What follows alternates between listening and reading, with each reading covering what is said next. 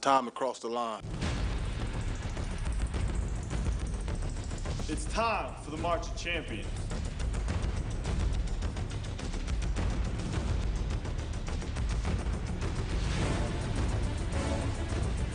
Time to put up.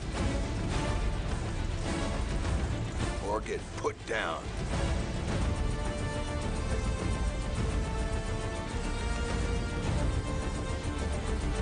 It's time to unleash.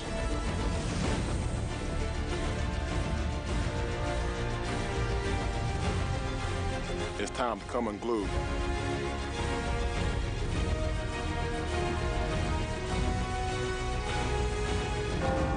It's time to prove it on the field.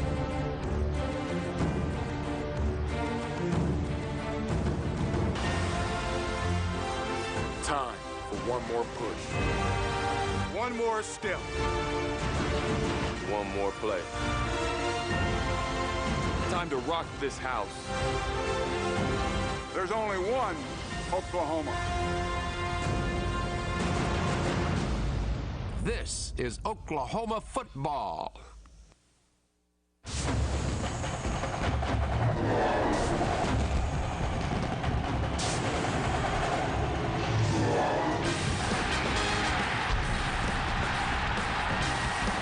Welcome to College Football Saturday. And Oklahoma football is presented by the Oklahoma Energy and Resources Board. Tonight, it's the Tennessee Chattanooga Mocs and the fourth-ranked Sooners of OKLAHOMA. Smile when you say it. Hello, everyone. I'm Tim Brando. My running mate, Spencer Tillman, dragged me out of the bullpen a couple of weeks early, and I said, that's fine. I'm ready to go. And, this is a team that legitimately has a shot at making a run for the national title. That's right, and it all begins with defense. And despite the fact that there's some questions on that side of the ball, Timmy, they're a well-coached team. And I've said it, and I believe it in my heart, this is very much a coach's game at the college level, and they've got one of the best in Bob Stoops. When you look at one of the great rookie records of all time at quarterback, Sam Bradford as a trigger man had that kind of season, and I don't think there's any question it all begins with him offensively. Well, they say that good quarterbacks know how to do things. The great ones know why they do what they do. Tim Tebow may have won the Heisman Trophy, but this guy finished ahead of him in pass efficiency. The numbers bear it out there, 176.53, ahead of Tim Tebow, who took home the nation's top prize for an individual performance. And, of course, it takes parts. It takes individuals to make it happen. Number 14 doesn't have the great success without the poise in the pocket there, and Jermaine Grisham on the other end of that receiving ball there. Again, look at the stretch play here. It sells it, and an outstanding job of Joaquin Iglesias working the back end line. Toughest place to score on the field. And then Manuel Johnson will come along the way and help him down the field, stretching it vertically. So on the ground, through the air, number 14 has got many weapons. He's an outstanding performer, Timmy. Doesn't hurt when you have that kind of triple threat. Iglesias, Gresham, and of course, we talked earlier about DeMarco Murray. Those are outstanding players that you can turn to. And Spencer, another one of your Oklahoma Sooner friends has some news about some offensive linemen. They're pretty big. They are. It's a very big offensive line. They're big and they're tall. Of course, with Lodehold out there at the left tackle position, that's a strong unit to be sure. And Paul Thompson, a name that you'll remember. I know this, when we were trying to make it from the truck to the booth, we got stopped about 5 times today. Autograph seekers are all over him. Let's see how he does in his debut on the sidelines. Paul, how are you? I'm doing good. Yeah, definitely a big name is Sam Bradford, and a lot of people are going to be interested to see what his production is like, and will he be able to reciprocate the numbers that he had as a freshman. Going into this year, he'll continue to have the help from the solid offensive line. Probably one of the more deep offensive line that has the most depth, and a team that is returning a lot of starters as well. So starting out on the left side is, I think, the most recognizable guy, Big Duke Robinson. But again, I talked about the depth. They got a guy, Trent Williams, as well, who has a lot of experience, and pro people think he might be one of the best prospects of anybody else. And you guys know that definitely a quarterback that needs to be successful has to have a solid offensive line. There's absolutely no doubt about that. And Spencer, Trent Williams, when you think about how good he is, he can't crack the starting lineup. Well, look, he may be in the backup role, but of course, as our quarterback just told us, folks, I looked at him yesterday, Timmy. His footwork, it's the best footwork out in that football field. Make no question about it. He may be the best athlete they have, even better than Lodehold out there at left tackle. Well, Emily Jones has got some news about some outstanding defensive personnel that we'll be keeping an eye on as well. Well, guys, defensive coordinator Brent Venables for Oklahoma said this defensive line has the potential to be as good as the defensive line he had back in 2003. Now, you'll remember that was a pretty salty D-line. They had Dan Cody, Tommy Harris, and also Dusty Dvorak. All three guys were named All Big 12. He thinks this year's unit could be just that good. Thanks in large part to the play of defensive end Austin English. The junior defensive end is a pass rusher extraordinary. He came up with 9.5 sacks and 13.5 tackles for loss last season. That's despite missing 3.5 games with a broken bone in his leg. You can bet that number 33 will be all over the quarterback today. Keep your eye out for him. It should be a good one here from Norman. We are kicking off the 2008 college football season here on College Football Saturday. Should have a good one coming up for you next. Stick around. We've got much more to come. Kickoff is right around the corner.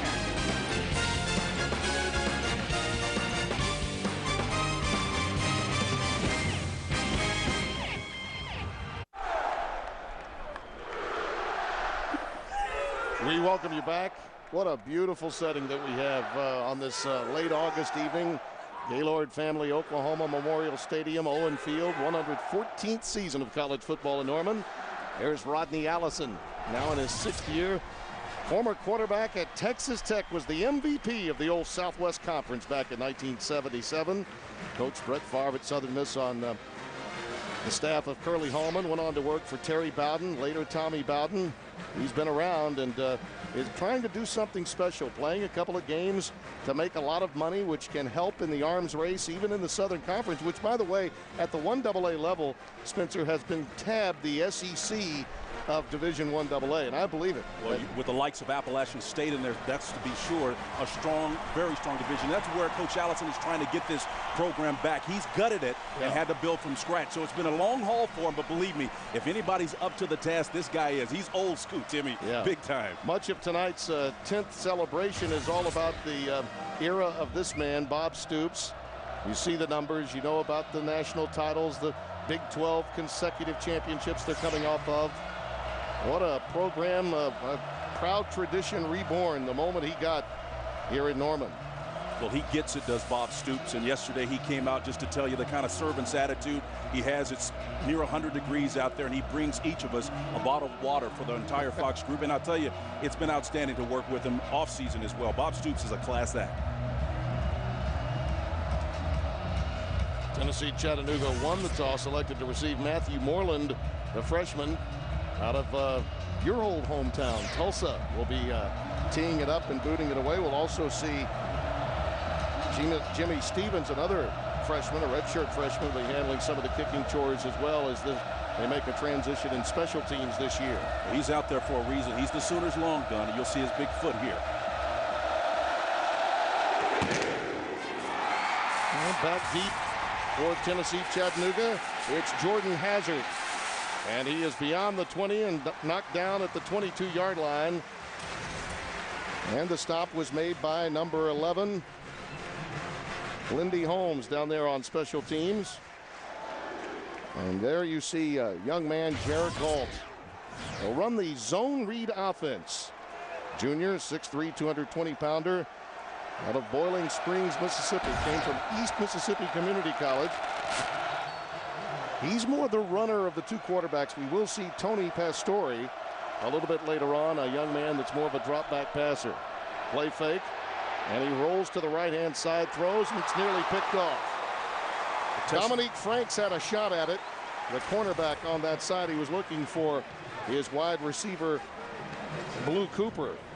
Coach Allison trying to get his team to move out of the pocket early in this contest to kind of loosen up and get that Sooner defensive front pushing up the field, and maybe they can come back with some of that zone read and have some success because they know it's going to be a long day with that front four of the Sooners.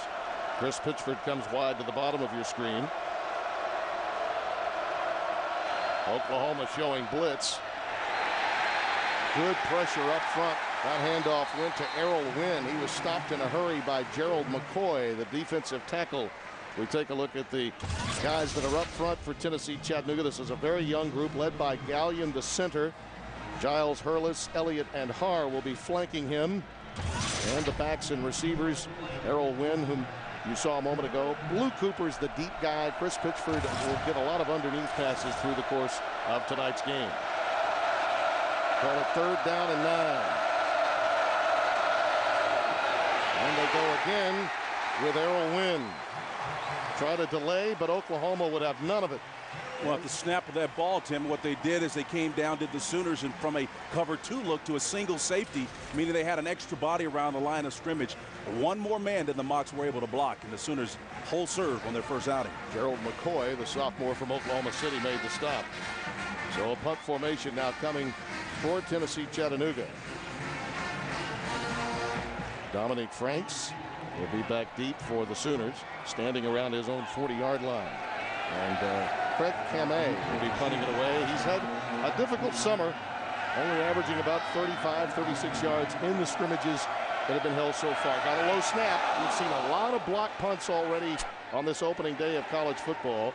It does get a bit of a Tennessee-Chattanooga bounce, but will nestle at midfield, and that's where the Sooners will take over 1st and 10 with outstanding field position, only a 27-yard boot, but the good news, no return for Oklahoma. You know, Tim, a constant theme throughout this game, as we've seen on the landscape of college football in week 1, execution early. Everybody's struggling. We saw with teams that had a built-up tradition of fine execution. We saw Virginia Tech get beat as a result of poor special teams play. Beamer ball got a return to sender today, courtesy Skip Holtz. Sam Bradford runs the show. 70% completion rate a year ago. Tops in the conference. And to no one's surprise, it's DeMarco Murray to take the ball the first time over the left side. And Aaron Adams comes in there, make the stop. Joined by Chris Lewis Harris, the cornerback of Tennessee Chattanooga. Out of the shotgun, Murray remains in as the lone setback, and they run the quick hitch. That's Manuel Johnson, the split end. He has a first down inside the 40 to the 39-yard line. Take a look at our Oklahoma resource board and energy lineups. And you see Duke Robinson, what a leader he has been at the guard spot. This is a group that averages 6'5", 317, the seniors. They're the backs and receivers. Iglesias and Johnson are go-to guys. A bootleg. Bradford finds Johnson.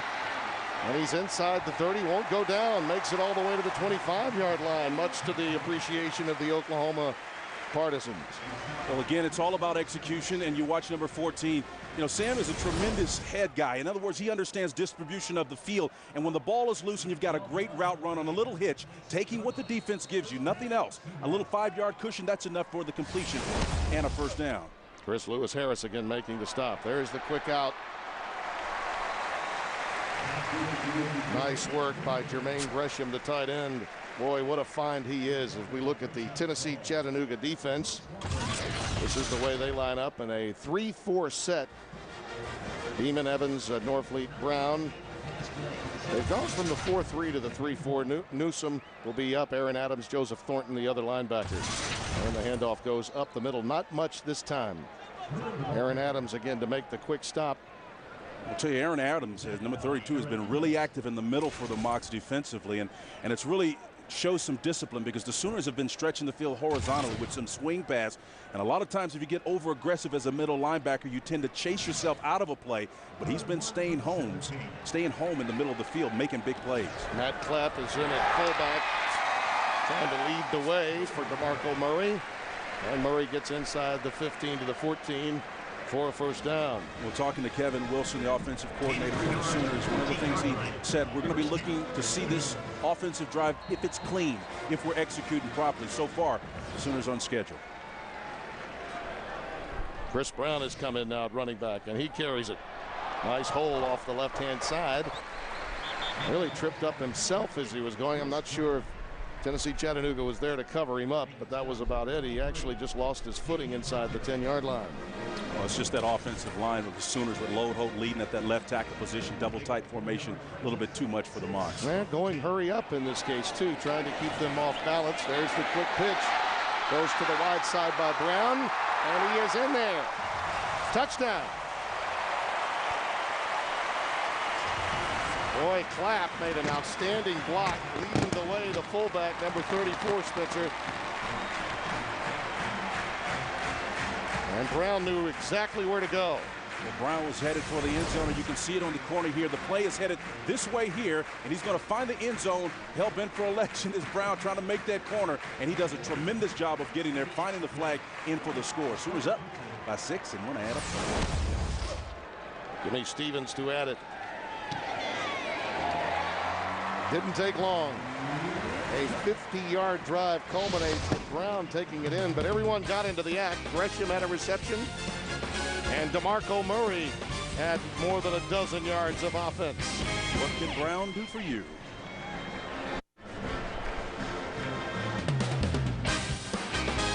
Tonight's game is brought to you by Oklahoma's oil and natural gas producers and royalty owners and the OERB. We are Oklahoma proud. Tim Brando along with Spencer Tillman, Emily Jones, Paul Thompson, happy to have you with us. And it was really fun, that pregame show that we had going on. Dean Blevins, another old friend, we got a chance to see. There are Oklahoma players scattered all through broadcasting. Look, this is a partisan crowd. We all know that. And it's fun, though. I mean, get a chance to see Dean, the old quarterback. Absolutely. And, just great stuff. Billy Sims, I think, was here early. Had to head back to Dallas. Barry came up and visited with us a little bit in Switzer. Jordan Hazard and Rayshawn Ball are back deep. It's Hazard again. Oh, nice stutter step on his part. And he's corralled at the 28-yard line. And it's Lindy Holmes again, master on special teams down there to make the initial contact. Yeah, we get locked into thinking execution is something that you only pay attention to either on the defensive side or the offensive side of the ball. But on special teams, a missed tackle, they're down by the Sooners. So, again, all three phases of the game will be scrutinized for execution. Once again, Jared Galt operating at quarterback. Single back, and they go with the spread offensive attack. A lot of pre-snap formation movement, yes. Joseph Pittman, the tight end, in motion. And the pass is underthrown, and again, a lot of pressure from Oklahoma. Ryan Jackson, the corner, was coming in. He was over there to cover. It's clear to see exactly what Jared is doing with his offense. He's trying to move the Sooners and take advantage and use their speed, the Sooners' defensive front, against them. You get guys moving one direction, move in the pocket. Again, it gets kind of disheartening if you're a defensive lineman because you can't get to the quarterback, showing you play action one way, going the opposite.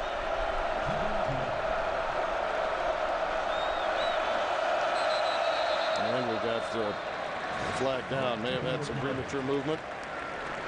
We do. That's the preliminary indication.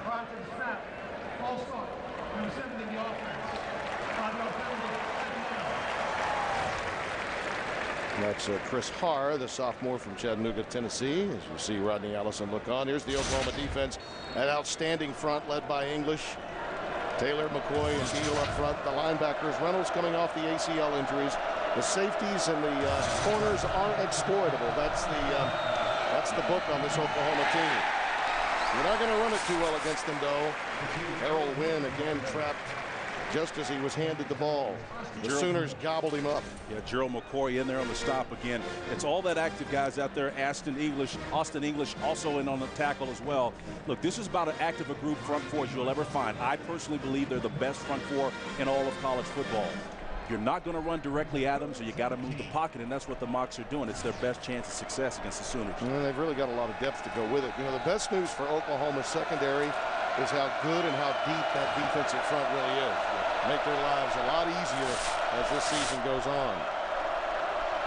Third down and long. And there's a quick hitch caught by Clint Woods, number 11. 6'2" junior from Birmingham, Alabama. Stopped immediately by Nick Harris, the strong safety, a big-time hitter in the history of this Oklahoma football program. And Timmy, plenty of it. Yeah, look at the speed of the convergence here. The four shirts of the Sooners around the ball, immediately their conversion. Not very much time between the time they receive it, and the Sooners are all over. Big-time defense by the Sooners. Harris can play almost any position in the secondary. You see Dominic Franks back deep. Jeff Lloyd to boot it away for Tennessee Chattanooga. Again, that one almost blocked. I think that might have been tipped, Kenny. Dominic Franks, a shoestring tackle. Well, he may have saved a long run. Joseph Thornton with a big-time tackle for the moving Mocs. Otherwise, he may have been off to the races. Timeout. Sooners lead by 7 early on. It's a great time to be alive in Oklahoma. Sooners leading it by 7. 1st and 10 at the 46-yard line of Tennessee Chattanooga. There are 2 freshmen in the secondary, Jason Dothert and Chris Lewis Harris. For this Chattanooga team, as DeMarco Murray takes it on a stretch play over the right side, and he gets ahead for about 5 yards. Coming up to make the stop, Tony Swafford, the free safety, number 20, junior out of Hickson High School in Chattanooga, Tennessee. And Tony had to come a long way from that safety position to make that play. That's where you get him free, and you're going to see him come from depth into your frame, into about right this area right here. And Swafford finds that gap there, makes an outstanding open field tackle. 2nd and a long 5. Bradford out of the gun. Markers are down. Murray gets the screen, and he's got plenty of room. Another flag flies at about the 32. He's down to the 16-yard line before Rayshawn Ball, number 1, made the stop, but we'll have to check the flags. And we've had a ton of them already. You know, execution or lack thereof a problem. We aren't even, 10 minutes into this contest yet. But, they're going to be nervous. The mocks came out yesterday. We were joking about how the players were wide-eyed, had their cameras out. Haven't traveled in, two fouls since 2002. On play. Offsides on the defense. Holding. Number 73 of the offense. Penalties were offset. Replay 2nd down. I mean, it really is amazing, Tim. I mean, this team, just to kind of give you a sense of how big and new this experience is for them, not since 2002 have the Mocs been on an airplane. Yeah, that speaks volumes. It does. With this game and the matchup that they have with Florida State, they will net $975,000 and are likely to probably gross somewhere in the neighborhood of $750,000 after you take out the amount of money that it costs to fly. Bradford's pass is caught by Manuel Johnson again, and he's been very effective. That's his 3rd catch of the evening. He's ushered out of bounds at the 32-yard line by Chris Lewis Harris, one of the aforementioned freshmen. Well, again, watch the eyes of your quarterback front side initially, and then White stays to that front side. No need to come off of that play. And again, the Mocs are doing a good job of keeping the Sooners in front of them, though, playing solid defense. Continuing to get to the line of scrimmage in a hurry, not allowing Tennessee Chattanooga to make any substitutions. Sooners getting the call from the sideline here. Play fake to Murray, and he's looking long. The crossing pattern is there for Johnson. Manuel Johnson down to the 2. Chris Lewis Harris again makes the stop. Boy, he had Quentin Chaney running the post, and he was open as well, and I thought Tennessee Chattanooga made a pretty good adjustment to him, and then he found Johnson. But watch where the play's coming here. The shallow cross, late developing. That's a beautiful play, late in its development, but at the end of the day, when you're running people out of there versus that cover 2 package underneath the most vulnerable part of the field. Murray takes the handoff, catapults into the end zone. Touchdown, Oklahoma.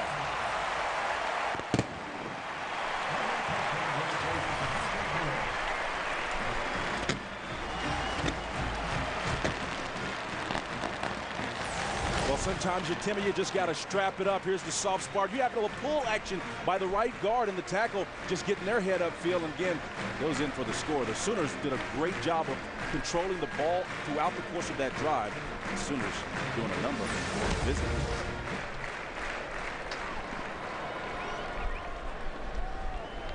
Jimmy Stevens will attempt the point. The Sooners have had it twice. They've gotten touchdowns on both occasions, taking advantage of quality field position. DeMarco Murray takes it in. Everything is okay in Oklahoma. Welcome back to North. Sooners on top of the Mocs of Tennessee, 14-0, and we're joined by a man that Sooner fans know all too well, Jamal. Current.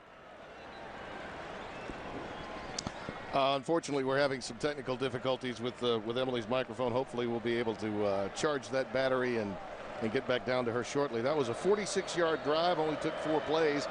A minute 17 off the clock, and DeMarco Murray polished it off with a 1-yard run.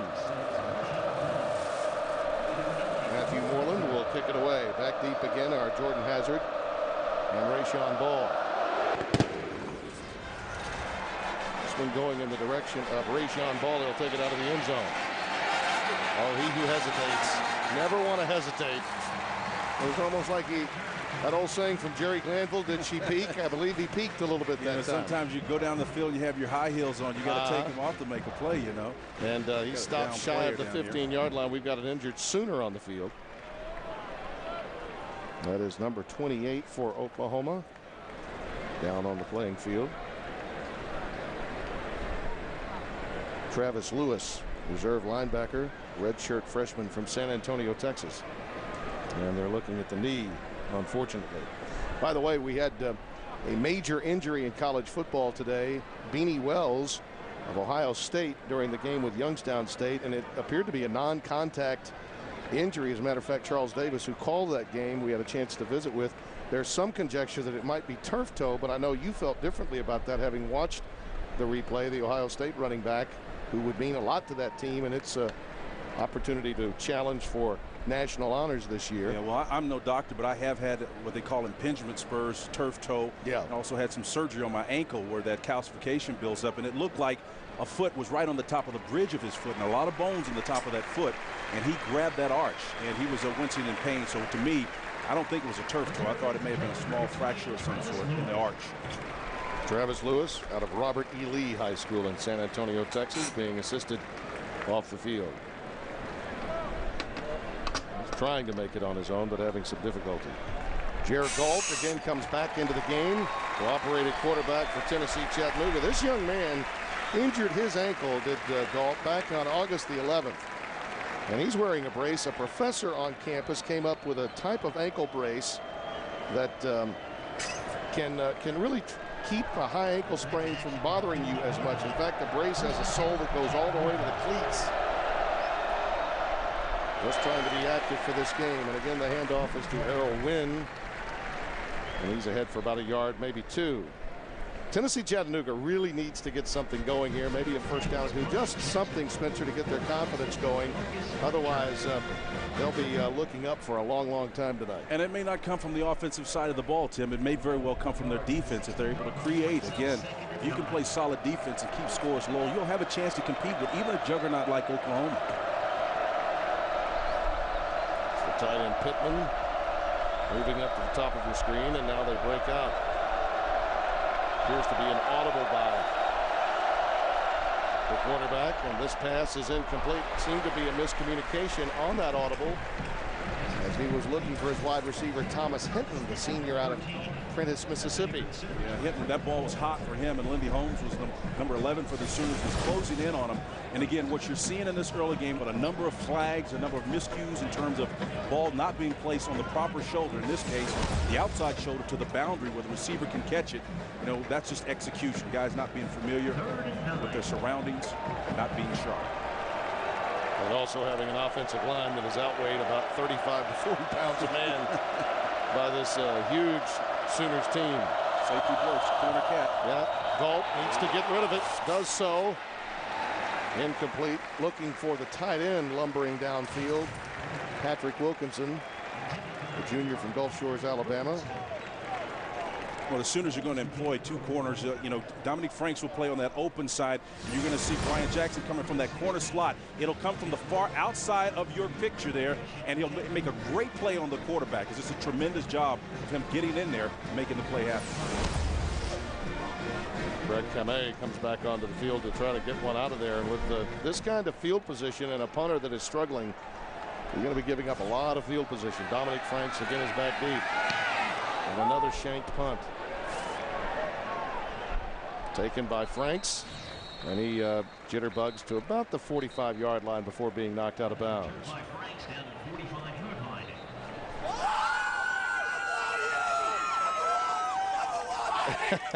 Everybody's number one now.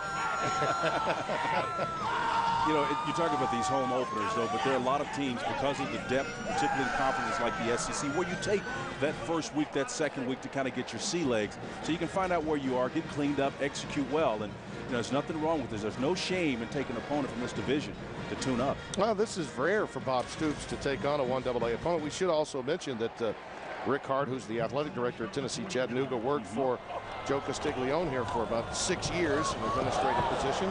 Has a little something to do with it, as you see Clapp leading the way for Moses Madu. That's right, and you know, and there's nothing absolutely wrong with that, because it's about relationships. And you talk about Bob Stoops and the tentacles that are outreaching all over the landscape of college football in terms of coaches. Joe Castiglione has placed a number of executives throughout the college landscape as well. Yeah, the new athletic director at Arkansas, Jeff Long, as an example. Again, trying to weave outside that time. Neil Brown, the defensive end. He's probably the best defensive end on this team. He comes up to make that stop of Madu. This guy's tough. Senior out of Beaufort, Georgia. Well, he's a two-gap player, and again, all that means he's able to shed a guy on his inside and still release and make a play. That shows you balance, it shows you strength, and also shows you an attitude. He's aggressive. He never gives up. Transferred from Auburn. On third down, Bradford finds his man. It looks to be, well, he caught it near the first down. It'll be interesting where they show his forward progress. Brody Eldridge made the catch. They're going to grant him the 39, and that would be enough for the first down. It is. Well, Kevin Wilson, the offensive coordinator for the Sooners, really keeping this game, you know, pretty much to their base offense. You know, we talked in the open about how they may be going to some no huddle attack. We'll see more of that as the game progresses to see how they got that nailed down. Kenny Scrivens was the first to make contact for Tennessee Chattanooga, but not before the first down was picked up. Bradford throws the out route. It's caught by Caleb and Brandon Caleb. They begin to share the wealth a bit. Has it down to the 24-yard line of the moving Mocs. And this is a cover corner's nightmare to be on the wide side of the field open with a guy's got that kind of ability. And Coach Allison certainly knows it. Again, it's really about this matchup here outside, all right? And when you're playing with a 7-yard cushion like that, believe me, they're playing safe are the Mocs defensively. But the Sooners are taking advantage of every cushion. Bradford looking for his 8th straight completion, and he's got it. Joaquin Iglesias inside the 10 at the 9. On 2 separate occasions last year as a freshman, Bradford had consecutive completions of 21 and 22. That's a couple shy of the all-time NCAA record, 24, held by T. Martin. Number 9 helped him a great deal. He led the team last year in receiving yards and receptions with a little stop route there. A little hook up, nothing fancy about this, just taking advantage of that zone coverage. 8 of 8, 104 yards now for Bradford. A little delay. Nice move by Brown as he negotiates to about the 7-yard line. And you know what, you get down here in the red zone, it's very difficult to score because the field gets condensed, but you know, it's a zone read. A little 4 or 5 yard pop there is nothing wrong with that.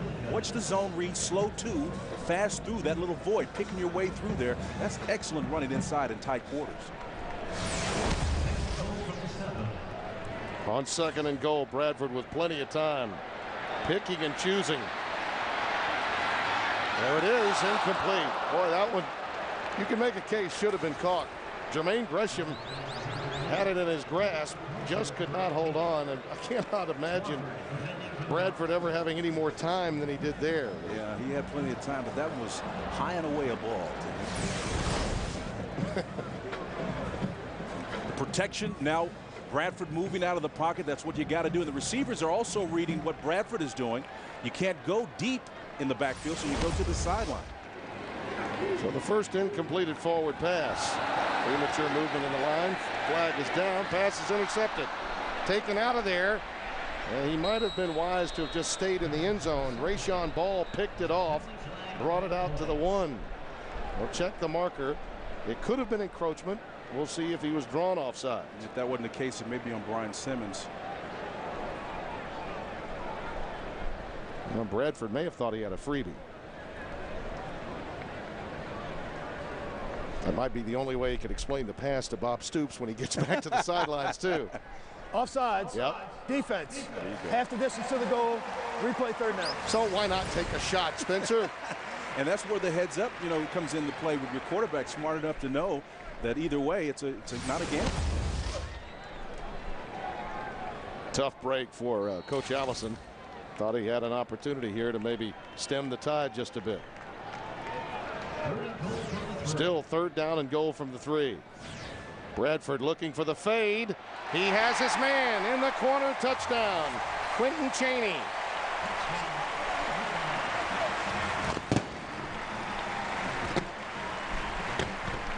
Well, if Chaney can play in the regular season the way he does in the postseason, Oklahoma's going to be happy with him because he had 8 catches for 166 yards in the last 2 BCS Bowl games Oklahoma's played in. And he did a fine job of fighting off Chris Lewis-Harris there. The corner gives up a number of inches to. Chaney goes up and catches that ball at the highest point. And I love how he double hitched that, knowing that he was isolated on the defender to make an individual play. I saw Chaney in the elevator today at the Postal Center where we're staying. That kick is off of the upright and no good. Wow. So the score remains 20-0, and I introduced myself to him. He said, I said, you ready to play? He said, yeah. I said, well, you know, I looked at your stats. You probably need to think about this as being a bowl game. He said, yeah, I'm going to play every game like it's a bowl game. That's a pretty good idea. You know, I look back on my career, and some of the best performances I had was in bowl games. And I think part of that is you know that you're in a big stage. And a lot of these Sooners come here with tremendous confidence, Timmy. They know how to score. The 3 scoring drives, Spencer, have been less than, they've had half the field to work with in every drive, 50, 44, and 49 yards. And Boomer Schooner is enjoying the ride here in the first quarter with a 20-0 lead. Still 3:55 remaining, and Tennessee Chattanooga looking to get its first down of the evening. Well, rumor has it they brought in a trough underneath that end zone for those horses to make sure they're all liquid up. When they come here, they expect a lot of It is a warm evening. Moreland will kick it away for Oklahoma. A couple of surprises today in college football. Virginia Tech, we mentioned earlier, losing on a blocked punt, a little return to sender for Beamer ball from Skip Holtz. Michigan goes down to Utah. Michigan was only a slight favorite in that game, and Rich Rodriguez's first game as head coach. And the kick comes down to Jordan Hazard. A short kick this time. And he is hammered at the 29-yard line. What a big stick that was. And again, Lindy Holmes was the first to get down there. Let's go back down to Emily Jones. Emily? Okay, we're going to try this again, guys. One of the most bashful Oklahoma Sooners in the history of this program, and I say that so jokingly because Jamal Brown is definitely not bashful. Former offensive lineman for the Sooners, current offensive lineman for the New Orleans Saints. 13th pick overall in the draft a couple years back. 13th pick. The first Sooner taken. The first Sooner taken. Jamal, how have things been going? You know, things have been going good. Just trying to get away from this hurricane that's supposed to be coming down there. But, you know, just getting ready for the season to start and enjoying watching my Sooners play. What's it been like to be away from this program and watch it from afar? You know, I mean, I really miss it, man. You know, it just really make me miss my college days and all the games I won here and just the fun that we had. And, you know, it's nothing like college football. So, you know, I'm just happy to be back and see these guys play. Nice to come home, like you said, and two, worried about, I would assume, your current home, New Orleans, like you said, trying to get away from Hurricane Gustav. What are your plans as far as football is concerned in the Saints right now? We're just going to go to Indianapolis and practice there for this next week and just see how things go. Jamal, I heard you spouting off some reporting. You know, Paul Thompson, your boy, is doing some sidelines for us. Give us your best kick back to Tim and Spencer for me. All right, reporting here live at Owen Field. Back to you guys up there, wherever you guys are, and take it over, baby. It's Jay Brown. I have never had a sideline reporter with so much bling. He did, didn't he? He actually, I think you can add 5 pounds to that. He's got the coin to purchase it. He is a great guy. You see this right here, Timmy? Look at it. And it's in Oklahoma. Yeah, it is. It's made up of Oklahoma stuff there. Let me see if I can get my guy to clear that for me. Tennessee Chattanooga, meanwhile, did get its first down of the game. Their best field position out to the 42, and immediately Jared Galt is sacked by Austin English. Won't be the last time we call his name. Senior leader of this club at 9.5 sacks. Talk about a guy that's a real playmaker. He's it. Well, he is a big-time playmaker, and a lot of folks don't remember he was converted to that defensive end position. He's a 4'6" guy, got tremendous speed on that outside. He wasn't highly recruited, a 3-star guy, but I'm telling you, he's playing big time for the Sooners out there at that left defensive end spot. 2nd and 14.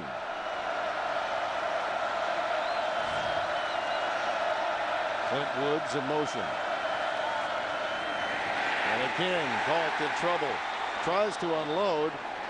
A little surprised they didn't get him in the grasp that time. They very easily could have blown the whistle. The pass was thrown for Pitchford, incomplete. So 3rd and 14 coming up, and the pressure again coming from Gerald McCoy. And Galt got up a little bit gimpy on that last play. Again, the Sooner defensive front wearing down that front 5 of the Mocs defensively.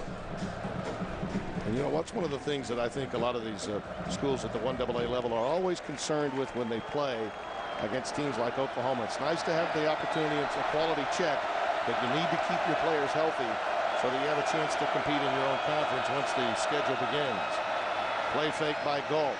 Again flushed. Decides to send it long. This is a jump ball. And it could have been caught.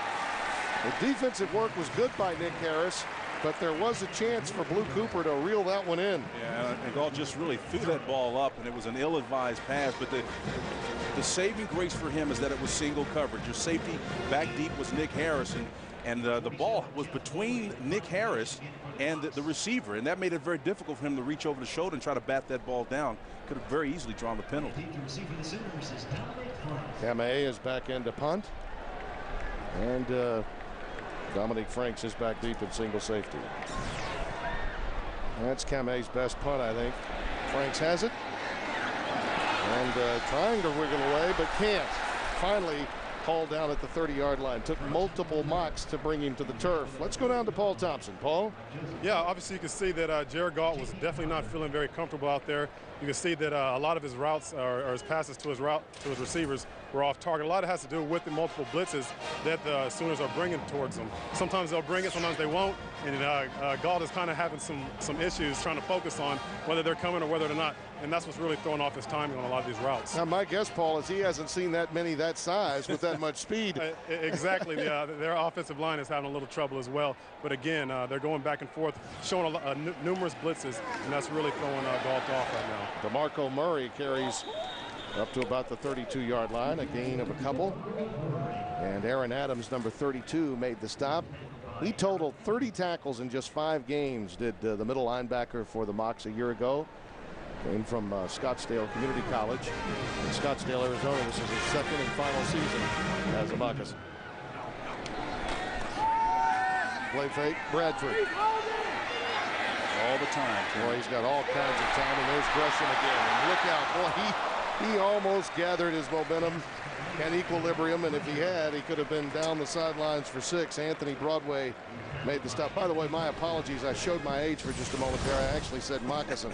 Look at the That's protection, first of all, and the shallow cross working back across the field. Again, those two working in tandem with one another. Outstanding protection and time, and your quarterback sits in the pocket and delivers a strike. Murray, the lone setback. Off the left side, and boy, the yards after contact. Very solid, ahead for at least 7 yards on that carry. Chris Blanson, number 7, making the stop for Tennessee Chattanooga. You know, as you said, Timmy, earlier, the Mocs have given the Sooners excellent field position, and you know, you kind of want to see the Sooners work from about their 20 to see if they can open the field vertically a little bit more. Murray again. Oh, what a move. The misdirection and change of direction. So solid. Can he get in? No, they're going to mark him just shy of the end zone inside the 1. Wow. Lucky number 7, Timmy. You folks at home, sit back and watch and enjoy the read and then the cut upfield after number 7 makes it in there, and then the second cut, the vision and the eyes, head on a swivel downfield. The only thing he could have done to improve that, and he does it, put the ball in the outside hand, the near field, the sideline, make it your friend, and keep the defenders off of you. Number 7 did a tremendous job to DeMarco Murray on that play. Reading, reacting, almost scored. And Matt Clapp, the fullback, made a quality block to create the huge gaping hole, and then after that, it was all Murray's talent. And a flag down prior to the snap. As Paul Thompson told us, though, before. Substitution violation, defense. Half the distance to the goal remains first down. Well, that won't be much. You know, Murray was one of the players that we highlighted in the opener of the show, along with Iglesias and Johnson. But that doesn't happen but for the blocking up front by the offensive line, and that was an excellent job by all 5 front. Trying to make it 4 for 4 is Murray, and he does. Touchdown OU.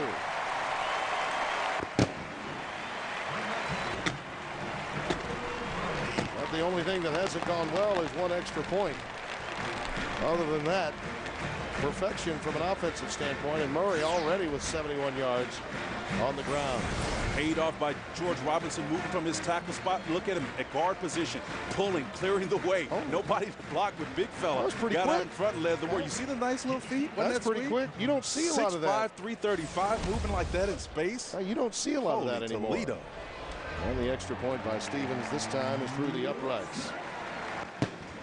Again, enjoy this at home, folks. You don't see this. Fred Astaire would be a little bit impressed by that set step and move up in there. Robinson does a fine job. Nobody out there for him to block, but again, the athleticism to get off that line of scrimmage, back in the backfield and up the field. You know, you're not asked to do that in the NFL anymore. You really aren't. You're not. And again, part of it is what you mentioned earlier. A lot of teams are now starting to move more to that 3-4 front. Only about 6 teams in the NFL run it. Yeah. But as Dallas showed last week against the Texans, it can be a dangerous front if you know how to run it. I will say this: if you're able to show us that kind of footwork, it will still impress scouts. You just won't have to do it much at the next level. That's right. Maybe a future for him. There's Kevin Wilson.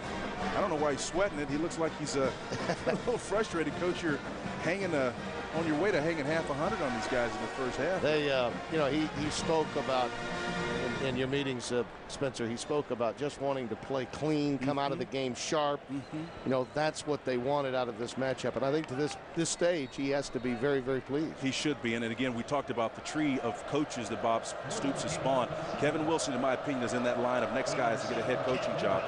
He has a tremendous ability to adapt to the talent that's given him. Matthew Moreland again boots it away. It's Hazard from his 5. Stutter step, a little button hook as we used to call it on the streets of the city, and he's out to the 25-yard line, stopped by Jonathan Nelson, number 3, reserve defensive back, Mansfield, Texas, Summit High School. Been tough for Rodney Allison's team.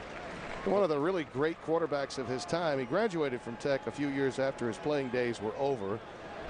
Got a cup of coffee in CFL with the Toronto Argonauts, and as we mentioned, has been on a number of Bowden coach staffs, whether it be Terry or Tommy, and worked with Brett Favre in Southern Mississippi with Curly Hallman. Outstanding coach, trying to build this program now in his 6th year. When we talk about being able to be resourceful in the backfield, Ryan Reynolds finally polishes up as Galt is trying to stay healthy, getting away from all kinds of pressure. Well, what Jared's done, though, is showed us his mobility. You know, Bob Stoops is looking on, trying to figure out exactly how we're getting that guy out of our grasp, how we're missing this guy. It's been all Oklahoma in the opening period.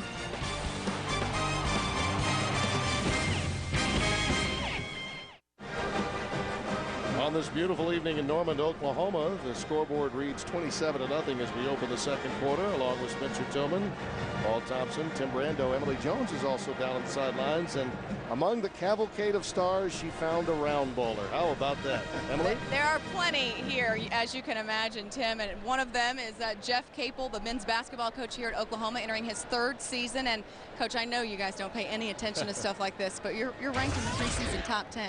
Yeah, that's what they tell me. We're excited about it. We feel like we have a good group coming back, and we've added some really talented new guys. So these guys are working hard, and we're anxious to get started.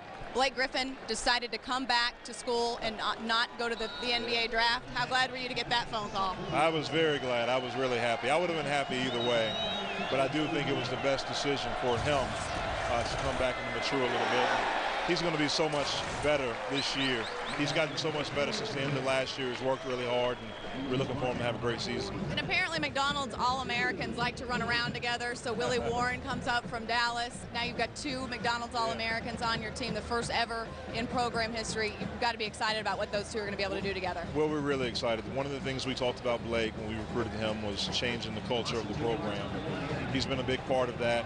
Because he came here, he was able to make it cool for Willie Warren to come here, and hopefully Willie's able to do the same thing with some more guys. And then finally, Coach, you talk about, you know, what you're able to do as far as changing the culture of a program. The work that Bob Stoops has done, what Sherry Cole does, all the programs here at Oklahoma, you know, starts at the top with David Boren and Joe Castiglione. I mean, what you guys are doing here is pretty special. It's got to be a great place to coach. Well, it's a great place to coach. It's a great place to live. It's a great place to be. When you have the support like you have here at this university, and it starts with President Bourne, and then to have an AD like Joe Castiglione, I'll tell you, we are all very, very lucky and fortunate. And we all root for each other. It's genuine. This is a family. And when you come here, you really feel that once you get here. I know every time I'm here, I see you and Coach Cole among some other coaches here, always here. Good to see you, as always. Best of luck this season. Enjoy it. And guys, we'll send it back up to you.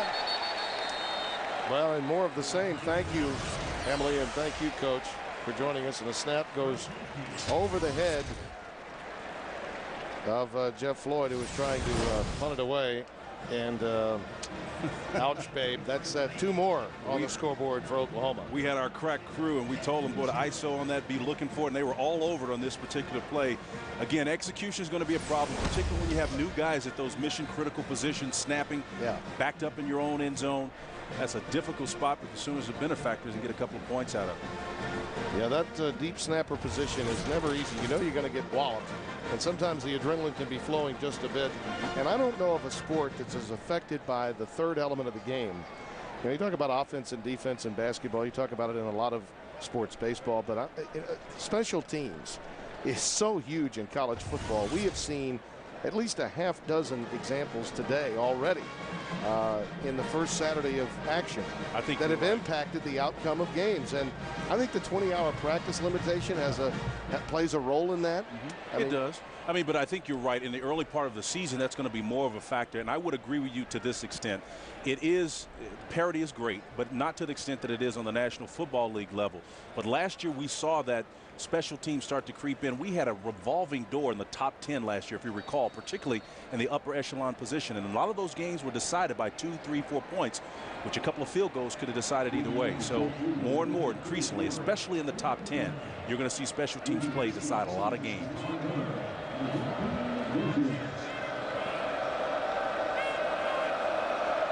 Keme and Floyd have both struggled. This kick is going to be a place kick by Keme. Comes down. It's trouble. Into the hands of Iglesias. And Joaquin's got plenty of room.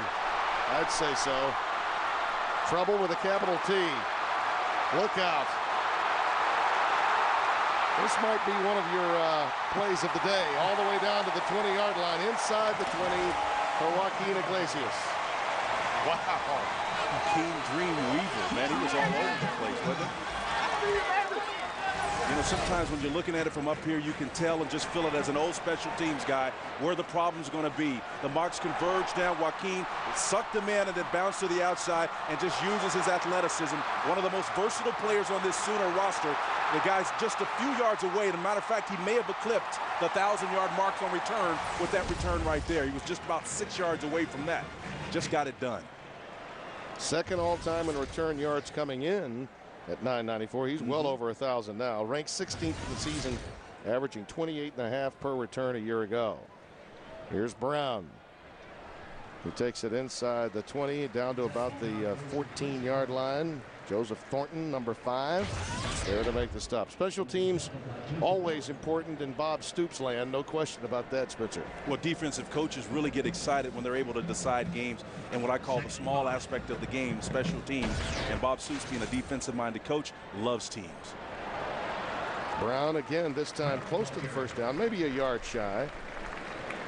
I want to get back a little bit to what, you know, Emily was talking to Jeff Capel a few minutes ago about the infrastructure that Joe Castiglione, the AD, has created that gives a guy like Bob Stoops to come in here and the latitude to have success. Capel has also been a factor of that. We'll talk a little bit more after this play. Brown, touchdown, untouched. Outstanding blocking at the point of attack, just going off that right side. Behind Walker, Braxton and company. Rod Knox had a shot at him but couldn't get there in time. Just a basic stretch play, and Brandon Walker, Braxton out there on that side, and Gresham also in on that play, doing a tremendous job of just stretching and allowing the back to pick his way through for the touchdown. Saw a backup Corey Brandon in there and involved in the action. So they've already gone to some of the backups in that offensive front. You see the numbers on Brown. Very little that Oklahoma has not accomplished offensively in this game. Over 12 and a half remaining, and the Sooners lead the Mocs 36-0.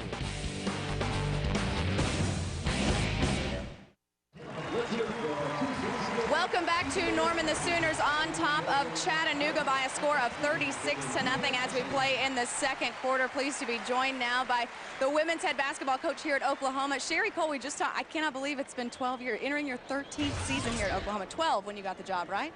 Yeah, exactly. 12 years old. I am now 24. Well, congratulations on what has been a fantastic career here. Are you excited about the Paris twins senior season and what you've got coming back this year? Yeah, we are. We're excited and ready to get going. Didn't like the way we ended up last year, so you're always ready to purge that taste out of your mouth and get going again. And like our young guys, already like what we've seen in the 1 week that we've been back in school, so we're ready to get after it. Also, too, a exciting offseason for you to announce Kendra Wecker becoming a part of your coaching staff. Big 12 fans know her, of course, from Kansas State. She was the Big 12 Player of the Year back in '05. Just talk about what she hopes to bring to your staff. Well, a wealth of experience, WNBA experience, playing overseas, not to mention the unbelievable Big 12 career that she had. We recruited Kendra like crazy coming out of high school, so her first day on the job, we wrote on the board, better late than never. But we just feel like we really are in a neat situation with her, and I think her work ethic and the way she sees the game and her understanding of the league will all be valuable for our team. Speaking of overseas experience, you guys now have some under your belt after a summer trip to Europe. I'm jealous.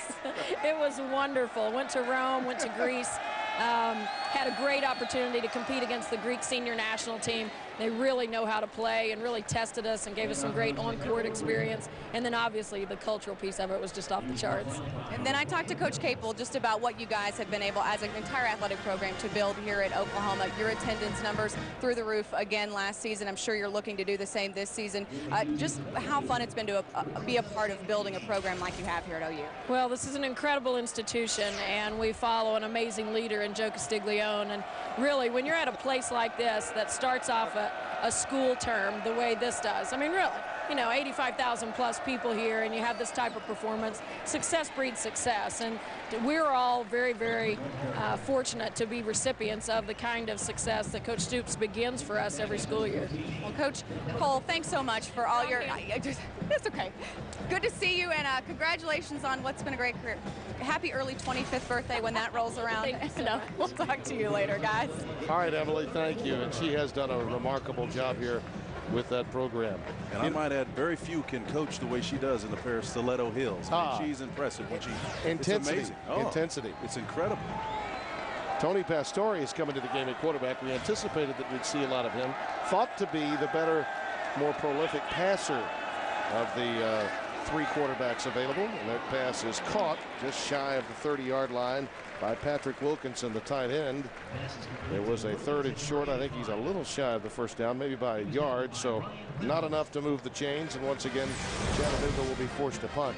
Well, the thing the Sooners are doing are getting pressure on the quarterback, and when they're not able to physically get to him, they're disrupting the timing, jumping up in the play, putting their big bodies in front of Pastore here, making it difficult for him to get those timing route off. The Sooners are playing excellent defense, remaining active at all times. They had the poor snap a moment ago.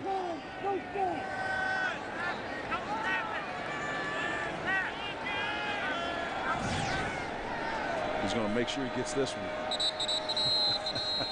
Maybe not. He wanted to make certain that he called a timeout before the snap. So we'll break with them, and there you see the high anxiety that comes whenever you've had a situation with a poor snap. Mitchell Meadows will wait before he snaps again. Well, that says it all. Facing your first top 5 opponent since way back in 1951, and this is about taking a hit so your program can emerge and financially become more stable, which is what Rodney Allison is doing. In fairness, I think he took that timeout, Spencer, just to give his guys a reprieve, give them a blow. They're winded. and their confidence has been shaken. Yeah, and give credit where credit is due. Jeff Muckroy, our director here, our producer, and putting it all together, reminded me that that's exactly what Allison said in our meeting the other day. And I'm a purist. I want to see the game played, but he's trying to protect the conscience and the attitude and the confidence of his players. That's a heads-up move by an experienced coach. And a merciful role for Floyd, who's really been struggling with his punting tonight so far. And the ball rolls dead at the 29-yard line. Another bad snap. That one dribbled into Floyd's hands, and he's been struggling with his punting already. Well, here's the thing you got to defend against, though, Tim, if you're the Oklahoma Sooners. Despite the fact that you're up, you got an egg spot on the visitor side of the scoreboard, you've still got to keep your intensity up on the other side. It's about you and your execution at this stage. It's not about the mocks. And I would gather that's one of the reasons why we still see frontline players out there. They're likely they need the game reps and more than likely would play an entire half. DeMarco Murray carries. Boy, Murray just an inside move, and then just sucked in the secondary. Chris Lewis-Harris made the tackle. Another thing, too, Tennessee Chattanooga playing so many young players, freshmen, sophomores all around this defensive team. Well, look at the power play on the left side of that line. He's got tremendous beef upstairs, and then he just puts on the Jets, and that's a great open field tackle there to prevent the Sooners from scoring another touchdown. Bradford looks to Iglesias along the sidelines, and he's down at the 44-yard line. Joaquin takes it right in front of Rayshawn Ball, number 1. Stone Mountain, Georgia for Rayshawn Ball. And with Central Michigan University and transferred over. When you transfer at the Division I AA level, you do not give away a year of playing time. A quick hitch. This time over to Cheney. Quentin Cheney sort of delivering the blow himself to Chris Lewis-Harris, the cornerback who's been picked on readily tonight. Yeah, one of the things that Kevin Wilson, the offensive coordinator for the Sooners, is doing now is working the perimeter of the field. And there's a sequence that he's following. Left side, right side of the field. In this particular case, right, left, and then the middle of the field. So let's see if I'm guessing right on this one. Middle. Okay. Looking deep for Iglesias. Incomplete. Ball hung in the air just a bit. Rayshawn Ball was down there, had a little help over the top that he was aware of. You know, offensive coordinators, Tim, get in a rhythm, and you can, I think I've got my finger on the pulse of how Kevin calls his plays and without telegraphing what he's trying to do. When you get teams working the perimeter and the boundary, they tend to soften up the middle of the field, and then you come back and take a strike down the center like they did there. Again, Moses Madu into the game, and he takes it down to the 30-yard line, about a yard away from what's necessary for a first down. Jarvis Newsome made the stop, the senior from Decatur, Georgia, number 3 for Tennessee Chattanooga. Good physical play at the point of the attack, and again, he comes in, puts his hat right on the helmet. That's a textbook play. If you're watching at home, youngsters, that's how you form a guy up and make a stop. It was a big game, but it's a formed tackle in defense. This time out of the eye, Madu. Those legs just keep on churning down to the 20. You know, I really like all of the running backs the Sooners have. Of course, it started DeMarco Murray, then Chris Blount backing him up. But this Moses Madu out of Norman, Oklahoma, 6 foot, 196 pounds, as a sophomore, he has some impressive quickness. When you see him line up and you see those quick feet, this guy can make you miss in space. He's a talented player you want to keep an eye on. Again, he dots the I. Play fake to him.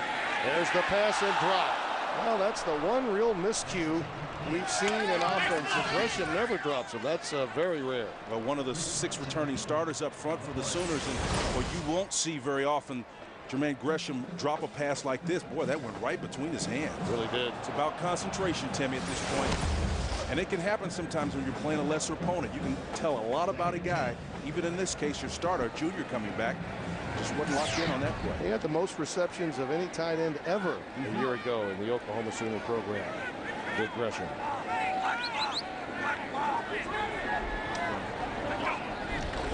On second down, quick crossing pattern to Manuel Johnson. And on the look in, he manages to get to the 8 of the box. J.D. Dothert, the strong safety, made the stop. Well, Manuel Johnson is an outstanding talent, mainly because he can run after the catch, Timmy. In space, you see him. When you move him out of the pocket on the boundary, he can take advantage and get physical if he needs to. And, of course, Bradford can put the ball anywhere he needs to be successful. So, again, Manuel Johnson showing how versatile he is as a pass receiver. Brown burrows ahead for about a yard, and that's it. One of the things I've noticed in this first half, Spencer, and I think this is because of the new clock situation, the 40-25 clock that they have, the Sooners are quickly getting to the line. I think one of the things about this new rule, Kevin Wilson's aware of it as well, depending upon how the officials handle this and how quickly they move that clock ahead, you may lose a few plays. So you need to get your team up there. We've seen a lot of hurry up, plays coming in from the sidelines, very little huddling. Get up there, snap the ball, have the pace of play the way you want it to be. And that's the reason why the mental game is so important, because you don't necessarily have to use that system against the Mocs. Let's face it, I mean, they're not the top shelf competition, but you still got to run your offense and play the rules to your advantage. Oh, nice pass. A beauty to Manuel Johnson. Over the back shoulder, just perfection from Bradford. And another Oklahoma touchdown. It's 42-0. You want to see a receiver work the fade route here. This is it. Looking inside to the quarterback, the bounce out, get your head and locate the ball, and great body adjustment here by Manuel Johnson here on the reception. Boy, look, people don't realize how difficult it is to catch that fade and then the fade stop, which is a similar form of that play. Manuel Johnson showed us how to do it. Yeah, he's throwing it to the back shoulder, but Johnson had already made the adjustment. It came to the inside shoulder. That's right. And Stevens with the extra point to make it a 43-0 game. Bradford's pretty good, and he's got some outstanding targets to find, spreading the wealth here in Oklahoma. 43-0 our score. We've got our own quarterback for our broadcast tonight, Paul Thompson, down on the field. Paul, you were talking about the youngster that was quarterbacking, obviously, for the moving Mocs and struggling a bit because of all that pressure coming, Jared Galt. But I'd say Sam Bradford is business as usual here so far. Yeah, Sam has really done, what the coaches want him to do, and that's be efficient. Take what they give you. The defense has been playing a cover 4 type defense, so the corners have been playing off. And so the run game, the people that are wondering why haven't they taken up any more shots, it's because Sam Bradford's being a mature quarterback and taking what the defense gives him. And there's been plenty of it for him to take advantage of. There's something to be said for not being too greedy. And from one quarterback to us out there, I mean, that's exactly what I'm seeing the same way. It's picked up by Rayshon Ball, and he's in a world of trouble. Down inside the 5 at the 4, and matters just got even worse for the Mocs. It all started with the fumble, and then Jonathan Nelson was the first to greet him. Well, it's been all about aggressive defense, Timmy, in the backfield. Early and often are the Sooners in space trying to stretch the field horizontally. 5 Sooners at the point of attack. Alston and company in the backfield. Penetration, the quickest way to disrupt what's happening offensively. And again, there you see Austin working, penetrating back in the backfield again for another sack. The Sooners, early and often, Johnny on the spot. Tony Pastore entered the game in the last series for Tennessee Chattanooga. They did give, I think, a very generous mark to get him out to the 5-yard line. Pastore does stay in the game. The handoff goes to Errol Wynn, and he's stopped behind the line of scrimmage. You know, the thing about Bob Stoops, he looks the same no matter what the situation is. Here your team is up 43-0, and he's managing the game, giving you that sense that I'm in the game real time, and we're doing what we do as the Sooners. And about as intense, you don't see him change. No, and it's never about the score. It's about the execution from play to play. And look at the difference in size and that offensive and defensive front.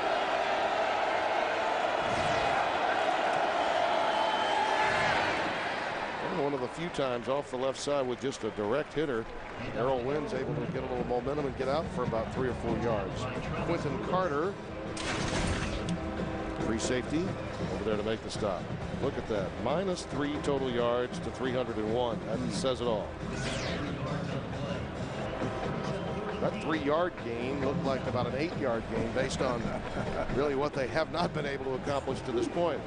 But as I mentioned earlier, for Tennessee Chattanooga, a program that is trying to reestablish itself, They admit readily why this game is being played and why they're going to be playing Florida State a bit later. The athletic director, Rick Hart, is the son of Dave Hart, the former athletic director at Florida State. That's the reason for that matchup. And, of course, the association between Castiglione and Rick, who worked here on the OU staff, is one of the reasons why this matchup is taking place. Timeout taken by Chattanooga with 5:21 remaining. Oh, we're going to see Mr. Halsley, and that's one of the few times that I can recall. Joey Halsley is a junior college transfer and was forced to play in that Texas Tech game a year ago when Bradford was knocked out with a concussion, and he struggled a little bit in that game, as I recall, Spencer. But I still believe that one of the reasons why you bring in a guy like Halsley is because you had to address the backup situation, and Bob knew that when he brought him in. And that was his problem. It was execution, and really, despite that game ending the way that it did, the Sooners did have a chance to rebound and come back. But I think when you're taking as many snaps as the #1 does at Oklahoma, Sam Bradford, the majority of them, it's tough, even for a senior to come in here and really adapt real time and have great success. I mean, even against teams that aren't necessarily considered top shelf competition. So what they want to do is get him in there settled and see if he can get some of those execution problems rectified. You know, he's got great size, 6'4", 203 pounds, and he can really see over that offensive line. And when you move him out of the pocket, I think that's when he's probably his best. He's a pretty decent athlete. Well, you know, the factor that comes into my mind with regard to Oklahoma's season is health. And if something does happen to your quarterback, and there's always a chance of that, you'd rather have a senior, somebody that's been there taking some snaps in the past, than a redshirt freshman or sophomore that's a bit raw, because you've got a chance to contend for the title. And you may have to win a lot with a game manager that's your second-team quarterback. And we may need to tap Paul Thompson to talk about that a little bit, because we all recall the situation he found himself pressed in. And they had an unfortunate situation at quarterback. He had to move from wide receiver back to quarterback to help bail this team out. And the way he handled it, I think, speaks volumes about why he was stopped so many times for autographs today when he was with us. That pass is incomplete. As Pastore has got a nice look to that throw. The pass was intended for Chris Pitchford. He does have a nice rhythm, doesn't he? He just laid that ball up there. And again, I know it was going to be a tough catch either way, but the motion, the stroke, the way he laid it on that outside shoulder between the boundary, that was pretty strong. You know, Paul, we've been talking up here about the quarterback play, Joey Halsley, and coming into a difficult situation. Can you contrast what that's like? You know, because you came in about the most difficult situation, having shift to wide receiver, then back to quarterback on the fly.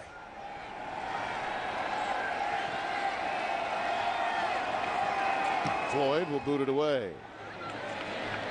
And a fair catch is being called for. And it's taken by Franks.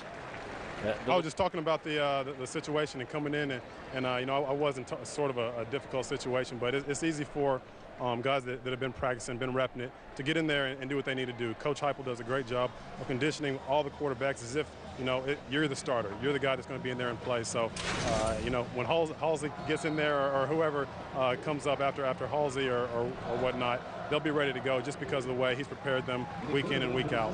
Well, he's in now, so he does get some playing time before the end of the half. With just over 5 minutes remaining, Joey Halsley comes in. And more of the same. Nice curl pattern, complete for first down. Emmanuel Johnson, who's been everywhere. He's been the Velcro man tonight. He's caught everything. And that was a great executed play there. But I tell you what, when they look at this game tape, I can tell you right now, Moses Madu on the swing pattern was wide open on that play. And they'll evaluate that one a little bit as well.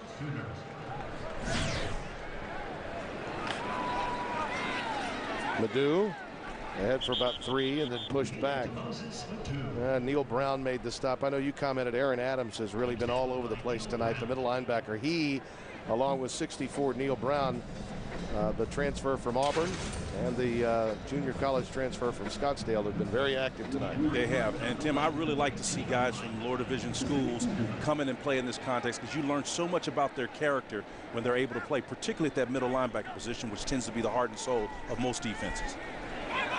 Halsley going for Iglesias. Touchdown.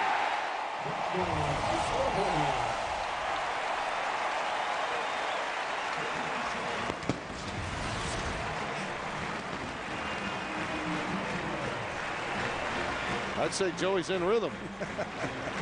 I've got rhythm. Well-run route here, too, Spencer. It was, and it was placed properly on that outside shoulder. Again, Iglesias adjusts to it, goes in, and does what's fundamental. Catch the ball at its highest point so that the defender can't get in there to break up the reception. Joaquin Iglesias, over 3,000 total yards in his career coming into this season. That's 15 yards per touch. Led the Sooners in receptions and yards last year. Tim, I've never had the misfortune of having to deal with those sobriety tests that they make you do, and they make you put your head back and try to walk. But watch the control and body control of Iglesias as he goes up and tries to relocate that ball, keep his body in a position where he can make the catch and secure the touchdown. That's excellent athleticism and concentration. Let's go down to Emily Jones. Emily?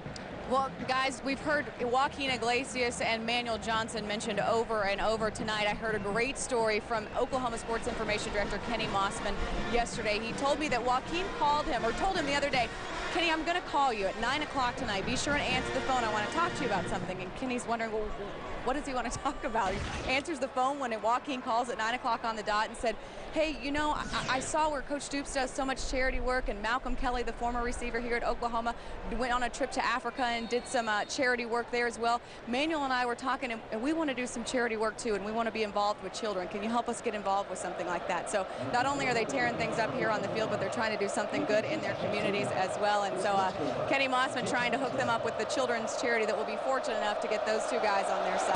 Well, it's great to hear. And this kick is taken by Jordan Hazard. And that can be hazardous to your health. Boy, did he get hit. Wow. Strong push from Oklahoma's Quentin Carter. The first to lay the lumber. 3 plays, 50 yards. Iglesias, 36-yard catch. A lot of 50-yard drives in this first half for Oklahoma. They've had outstanding field position. Have taken advantage of it every opportunity that they've gotten. And lead by 50 with 4:11 remaining here in the first half. And Halsley is pitching perfectly since coming in. Tim, before the evening's over, you're going to know everything about Bud Wilkinson Dormitory across the way, Jones Hall. We're going to talk about it all, brother. You think? Yeah, absolutely. You're going to empty the bucket, are you? I'm going to empty the bucket. Pastore remains in the game. That's Earl Wynn, who's just been running into a lot of cream and crimson in this matchup. Ryan Reynolds, Holmes, both involved on the tackle that time for Oklahoma. Well, there's been no drop-off in the intensity of the Oklahoma defense. And again, you start to look for signs. I mean, one of the things that the coaches will be looking for from the sidelines, watching guys with their hands on their hips, not necessarily looking disinterested, but a little bit winded. Your body language tells a great deal about your mindset in a game like this. And this tells you something about the character. Up 50, still alert and in tune. Brent Hayes has come in at fullback for Tennessee Chattanooga, along with Earl Wynn in the backfield. And again, the defensive front just with way too much penetration. Yeah, that was Gerald McCord there again, working on the other side of the ball, showing you that burst and that speed. He's got a low center of gravity, and he comes in and disrupts big time. And Chattanooga didn't have a chance on that particular play.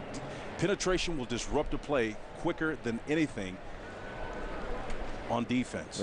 He knows how to blow up a trap. We know that. He has done that tonight on more than one occasion.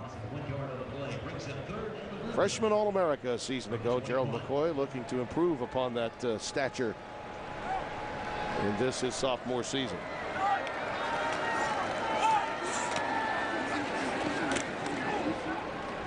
Again, it's Wynn. Sean Kerma, I beg your pardon, just into the game, number 27, carrying it ahead for about 4 yards. Kerma, junior from Los Angeles at Glendale Community College. Here's some of the new rules. We mentioned the 40-second play clock and the 25 clock, which comes into play when the ball is spotted. And, again, I think it goes back to the idea that we don't want to turn the end of these games into a mockery, but at the same time, keep the pace of play. That's what the Rules Committee had in mind when they decided to go with this particular clock. It's a little more like the National Football League. And uniformity is about to take place, That was the point I was going to say. It is amazing how it's beginning to mirror the National Football League, and they're trying to keep it in line with that for myriad reasons. A lot of it has to do with television, but also just the efficiency, the way the game is run by the officials down on the field.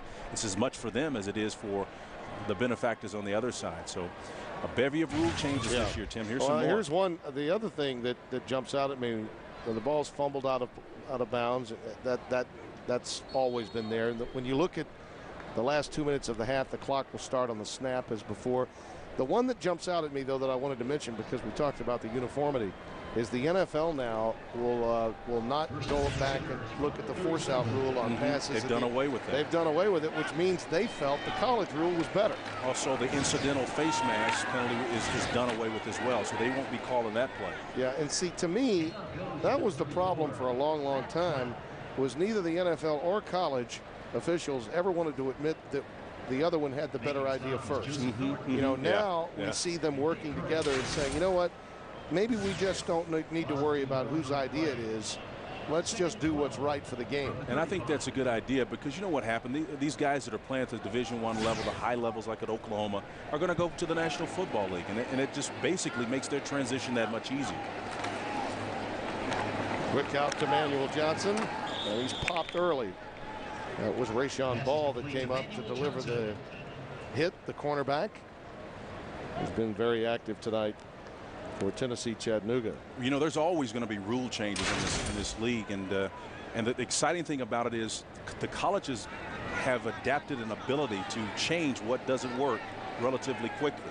If you recall, a couple of years ago, they wanted to shorten the game by as much as 9 or 10 plays by reducing the time on the clock between plays. And they made a mockery of the end of the games, too. And they decided, you know what, that wasn't a good idea. Let's change that. That ball may have been picked off. I think it was.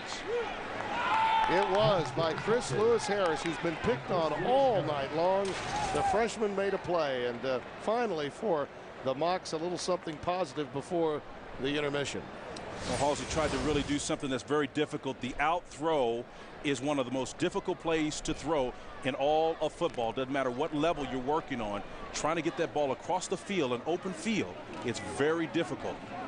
The timing can be an illusion sometimes. You think you have more of a pad than you really have. Yeah, he was trying to get it to Brody Eldridge, the tight end, but Lewis Harris just moved on that one right away. He read the eyes of Halsey at that time. From the 41, Pastore remains in at quarterback.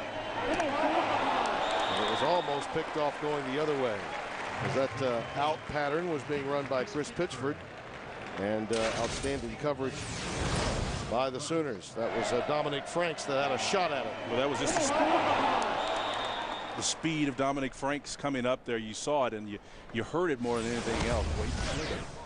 Licking on the receiver. Thomas Hinton is in the game at wide receiver. Pitchford and Cooper at the bottom of your screen. Over the middle, he goes underneath. And the pass is caught. That's Justin Buckhalter, or his first reception of the night. Justin is the brother of Coral Buckhalter, now with the Philadelphia Eagles. So a timeout taken with the ball now at the 33-yard line and 3rd and short coming up. And you know, you're Rodney Allison. You're saying, please, let's have something positive happen before we get to the break. And we got 21 seconds to work with. Let's make the most of this chance. And they've got a couple of things working. First, they get the interception, the turnover. That tells you something about the defenses willing to play and compete. And they come back and put together a couple of nice plays and soften up the underbelly of that Sooner defense. A couple of crosses completed there and a nice little soft run. So they're not rolling over quite yet. Justin Gallion, the center there, you see number 73, he said in the newspapers this week in Chattanooga, this experience will be one of the greatest memories I'll ever carry with me as an athlete. Regardless of the score, I'll always remember their trip to Norman. Pastore's pass incomplete. Well, that's unfortunate because Luke Cooper should have brought that one in, and the Mocs would have had the ball inside the Oklahoma 25. Well, that ball came out with authority, and Blue Cooper could have had it, should have had it. Again, Pastore did a fine job of delivering on time. It maybe just had just a little bit too much and been too hot for Blue Cooper. Well, Greg Kamei will come in and try a field goal of right at 50 yards.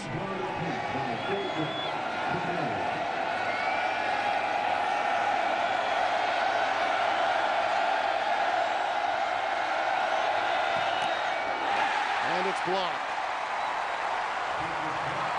And the Oklahoma special teams do it again. Floyd was holding, and Kamei's boot blocked. And Allison knows it's frustrating, but you know what? When you're trying a 53-yarder, Tim, the trajectory on this ball is going to be lower than it typically would be, and indeed it was. And so the Sooners got 3 guys up there with their hands up to get the ball on. The Kamei got a lot of foot into it. Again, the trajectory just a little bit, maybe 18 degrees lower than it would have been had it been a chip shot. And, of course, that ended up in a block. Like Reynolds may have gotten a hand on it. May have been more than 2. No, that was Holmes. Holmes, number 5. As well for the Sooners. Nick Harris. But I think you're right, the trajectory was low, and that'll do it for half number 1. All Oklahoma. Pitching a shutout, short of a 1-drop pass by Gresham and the interception thrown by Halsley. This has been about as good as any coaching staff would want on opening night of any regular season. Well, besides from the early penalties that we had coming into the contest, they got that out of their systems, it seems. And then the Sooners couldn't do anything about the short field they were given by the Mocs, but when they did have an opportunity to stretch the field horizontally and vertically, they did so very effectively. So if I'm Kevin Wilson, the offensive coordinator, I'm pleased with that first half performance as well as defense. All right, let's go down to Emily Jones. Emily? All right, guys, thank you. Coach Stoops, you said coming into this game you wanted a clean one. Was it clean enough? 1 turnover, 1 penalty. Really has been. That's you want to see good, clean play. No busted assignments defensively, no matter who you're playing. If you bust, you're going to give up plays, and we're not. And right, we played clean. They're taking care of the ball. Joey threw one. He's got to play more and learn, but but we have played in a pretty good way that way. Is Sam done for the night? No, we want to come out at half, establish some momentum. We got a lot of games coming up, the big games that you got to come out at halftime better, and sometimes we haven't, so we want to work on that. All right, Coach, thanks so much for the time. We appreciate it. Best of luck in the second half. Guys, send it back up to you. All right, Emily, thank you. Halftime activities are coming up from this marvelous scene, a jam-packed crowd here at Gaylord Family Oklahoma Memorial Stadium, Owen Field, in this 114th season of college football in Norman. Will they make a run for their 8th national championship in 2008? Well, first half of the first game is pretty good.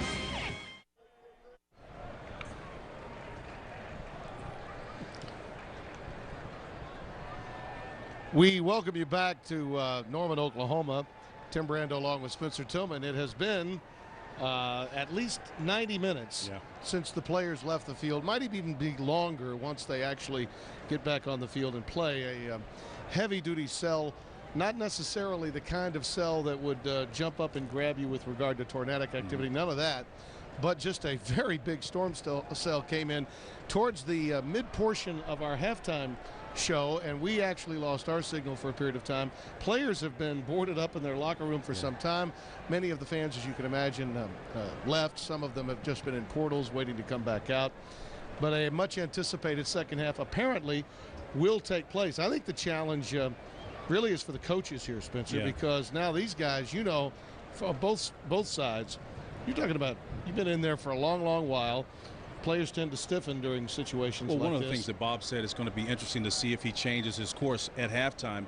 When we were going with the delay, he said that he was going to come back with his number ones to get some more work and see if they can execute. I think that's going to change a little bit because your starters, after about 90 minutes of not active out there, I think what you're going to do, muscles start to tighten up. Hydration's an issue as well. So he's got some decisions he got to make. It's not as if he didn't get enough reps for his first guys. Right. I mean, they had a lot of plays. Well, they got a 50 spot on the board out there, a lot of successful plays. Halsley had come in with over 5 minutes remaining. So we're actually showing some highlights of the action. It was a scoring fest. We're unable to see those highlights, but I will tell you that it was one touchdown pass after another touchdown pass. Well, after we can another say that the touchdown reason why Sam Bradford finished last year the nation's leader in pass efficiency, he found his 4 primary receivers early and often. Of course, DeMarco Murray also chimed in with a couple of nice efforts, including a scoring touchdown. And we saw, again, the reason why the tandem, the primary receivers are among the lead in the nation, because they really did a fine job of catching those passes that Sam Bradford did in the first half. So Sooners look fine as far as their execution is concerned, scored a lot of points, 50 spot on the board, tells it all. Yeah. My guess is that this should be a run fest, right? For both teams. First half. This handoff. This You don't want second anybody half to should get go hurt. by quick as a hiccup, because at the end of the day, it's about execution. You proved that in the first half, and the Mocs want to get out of here. We saw Coach Allison in the first half running the clock out as much as he possibly could in all scenarios, so as to preserve the confidence of his players. I mean, you're down 50 at half. You know, nothing good can come out of this. At what point, again, we're still hearing some thunder behind us.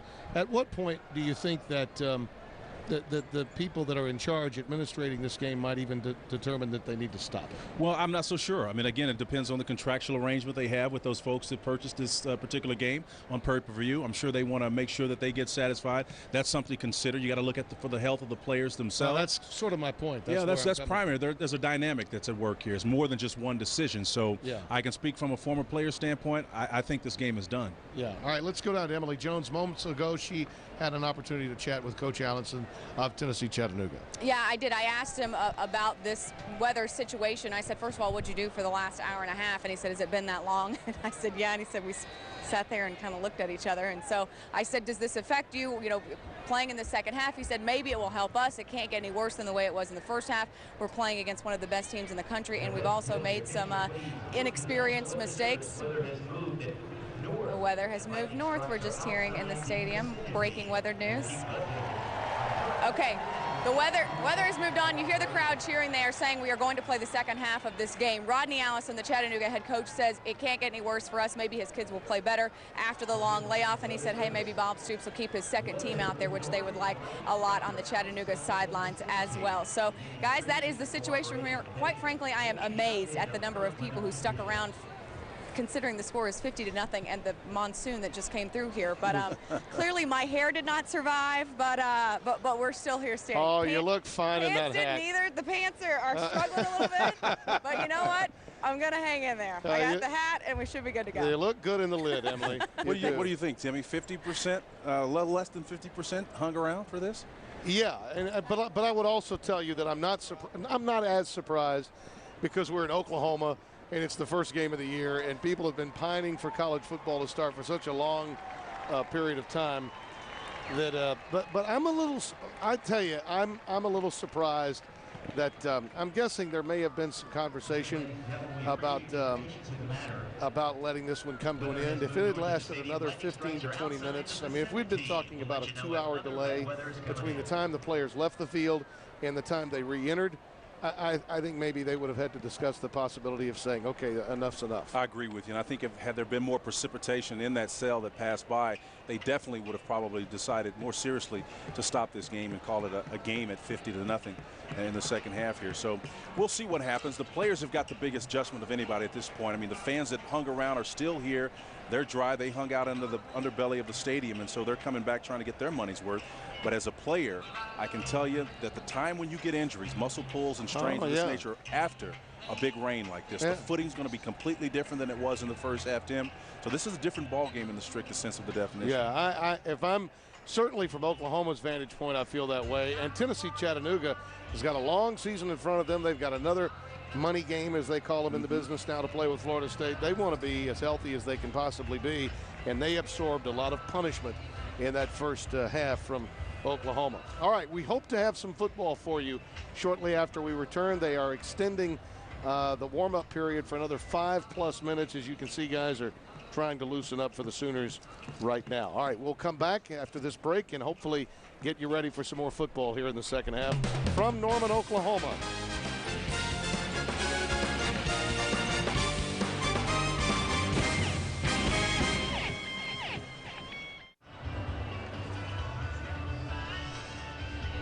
As we come back to Norman, you can see there the reason for the momentary delay that turned into an hour-and-a-half delay. Lightning strikes that came from the south and has been steadily moving north, and we're told moving far enough north that we'll be able to finish tonight's game. You see the story statistically, and it looks exactly the way a 50-0 score would look. This is one of those reasons why they include time of possession, Spencer, to give at least one statistical area where a team can be somewhat close to 50-50. And it's another reason why I think sometimes that's a stat that's overblown. That's right. Along with turnovers, usually that time of possession stat is one that most often points to victory and defeat pretty accurately. Those are your Oklahoma Energy and Resources Board first half stats, and it's a blowout there just as it is on the scoreboard. But as you can see, the excitement of the student body, they want some football in the second half, and I'm guessing the fraternity parties just don't start until midnight, right? The ATOs would be getting after it right about now, man. They'd be getting after it right about now. And this is about the time they make their way over to Butt Dorm, those that have buddies, athletes, and get together after the game. But they're going to have to hang around a little bit longer and play another half before they break loose. While we've been in this long delay, and we'd actually lost our power down in our truck, Jeff McElroy and the guys worked feverishly to get a signal again for us to transmit to you. A lot of other football to be played that we can catch you up on. Louisiana Tech is 3 minutes away from upsetting Mississippi State, the first time an SEC team has ever visited Ruston, Louisiana, which is not far from my hometown of Shreveport. They have a chance of pulling this one out against Sylvester Croom's team. Missouri, a team that no doubt Oklahoma fans will be keeping an eye on all season long. The thought process being the only chance they get at Mizzou would be in the Big 12 title game. They are now leading Illinois by a score of 24-13 in what had been a back and forth game.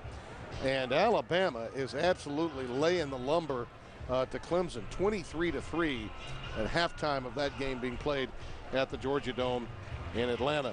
Well, I had Alabama beating Illinois in that contest, Alabama winning that game mainly over Clemson, mainly because Nick Saban's history in year 2, he has always been one to do supernatural things almost, because again, he did the same thing at LSU before coming here, before eventually getting a piece of that national championship.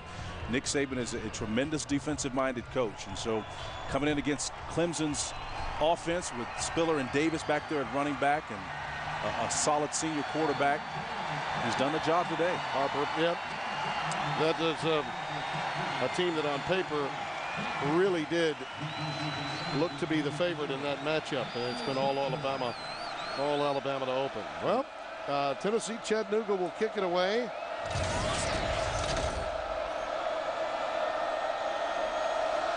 Manuel Johnson is back deep, and he lets it go through the end zone. Apparently his muscles still working. His legs are fine. The layoff didn't hurt him. That was a nice kick.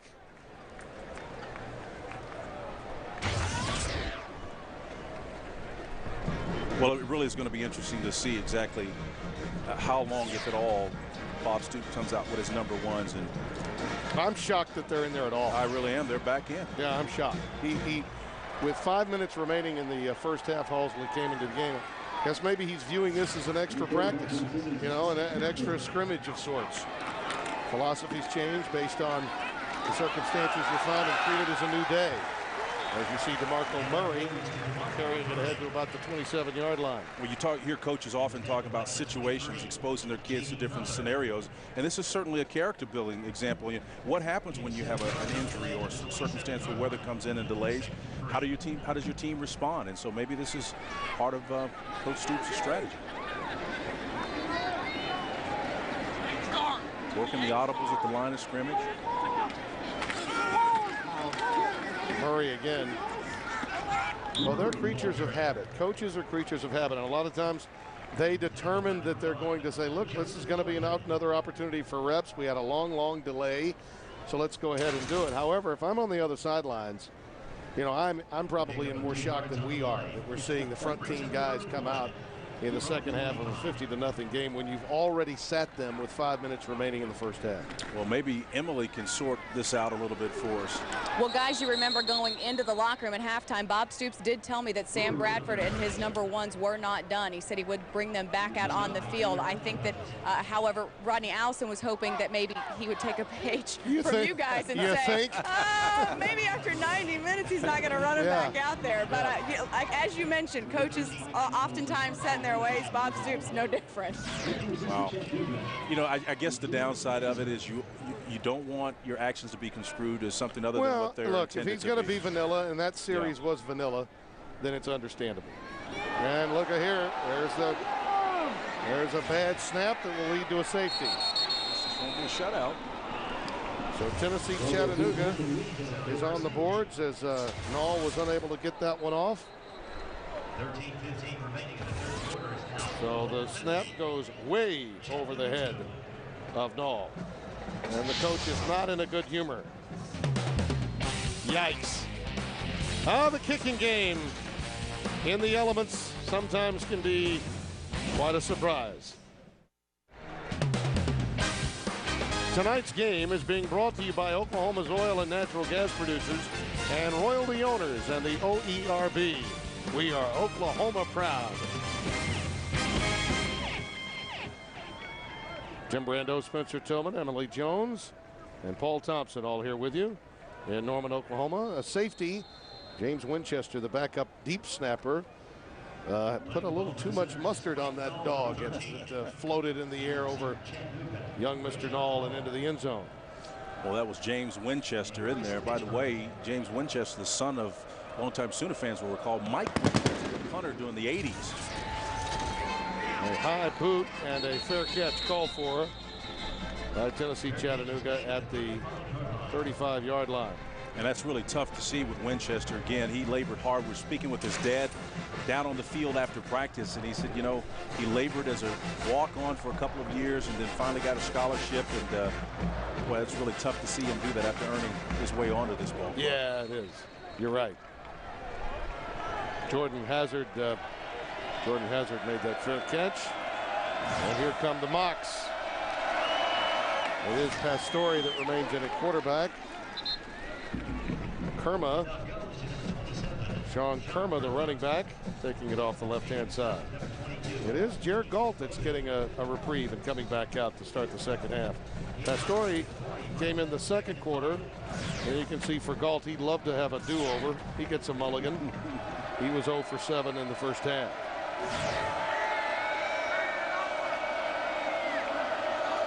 Kerma remains the lone setback. And again, just too much penetration from the Oklahoma defensive front. Beal coming in to make that hit.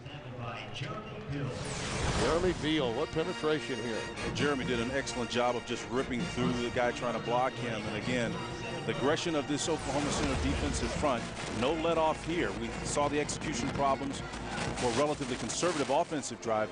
Nothing the like on this defensive unit.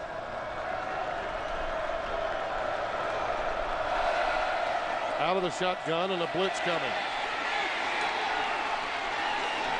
And he is swarmed under. He managed to get almost back to the original line of scrimmage, maybe a couple of yards shy at the 35. Gerald McCoy making the stop of Jared Galt. Well, technically a blitz is 4 or more coming, and the Sooners brought 5 from depth. You'll see in the top of your screen a safety coming down high. Conversion of the quarterback does a nice job of stepping up and trying to avoid all that pressure up the middle. Does Jared Galt, but at the end of the day, the Sooners too many bodies around to avoid. Jeff Floyd will punt it away. Joaquin Iglesias is back deep this time. Sooners came after it. Iglesias from the 21. Trying to run wide. Pretty good coverage that time by Tennessee Chattanooga. That's Thornton down there to make the stop. Joseph Thornton played well at the outside linebacking spot. We'll be back.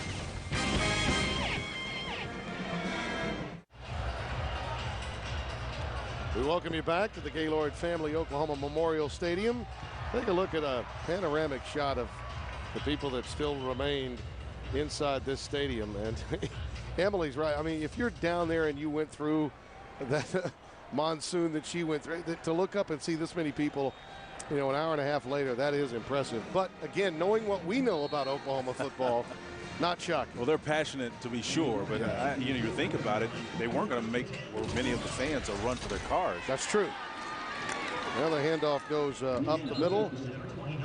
That's Chris Brown, who played very well in the first half. If I were a fan, I'd just get underneath the stadium like they were encouraged to do, and just hang out and mill around there, because it could be much more of a difficult and unfortunate experience trying to dash from your car. No question. Quick out, little hitch pattern out to Jermaine Gresham. And Gresham's ushered out around the 21-yard line. Chris Lewis-Harris, who had an interception, nullified a bit earlier in the first half there to make the stop.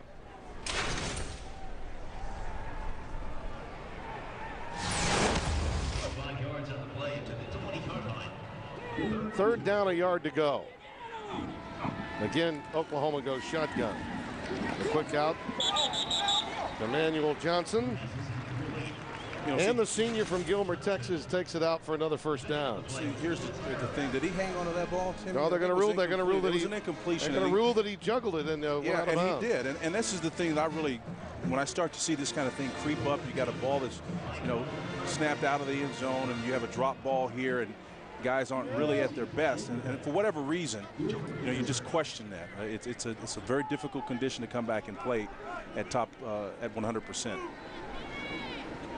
But you think about maybe after the first half, you heard the conversation he had with Emily and Bob Stoops, and he was really pretty positive. Hey, we played clean. We didn't make any mistakes. Now there's a fumble by Hazard, but he's able to recover it and hold on to it at the 47-yard line. You wonder if, because they came back and did play, if he leaves tonight with a different feeling than he would have left with had it not been called at intermission. Could be. 50-2, Oklahoma.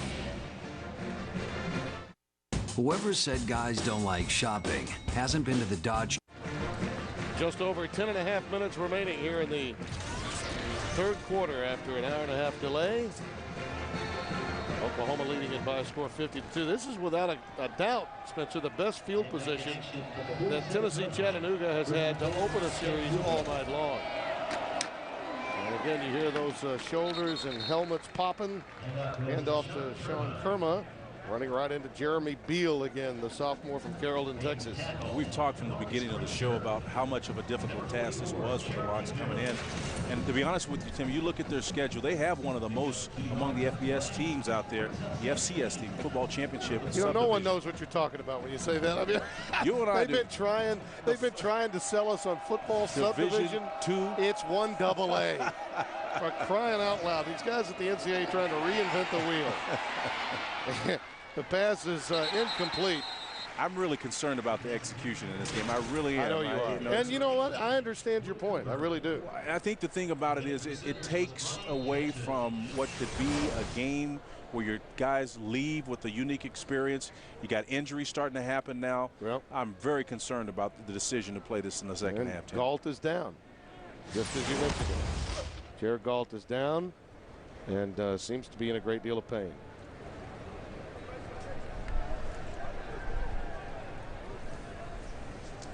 It must have happened on the collision after he had thrown the football. There's Pastore, who did play quite a bit in the second quarter. And after such a long delay, I'm sure that Rodney Allison felt like, hey, my guy was overmatched. He was being blitzed.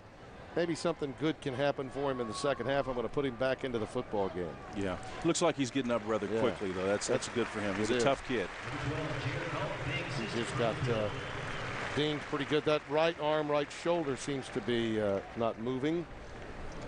So I think there may be some concern about his shoulder or that right arm in some way, shape, fashion, or form. So Pastore will come back into the game, the junior from Woodstock, Georgia. Transfer from Kent State University. You said earlier, more of a traditional drop back quarterback. They like to get the ball downfield a little bit more, so expect guys like Blue Cooper, Clint Woods to be intended targets of some upcoming passes from Pastore. From the 49, 3rd and 8. Pressure off the edge, and down he goes again. Not much question when Austin English is coming through, you're in trouble. And combine that with a quarterback that's not known for his mobility. You look at it, you can see his eyes are upfield, as you said, the quintessential sit back in the pocket guy.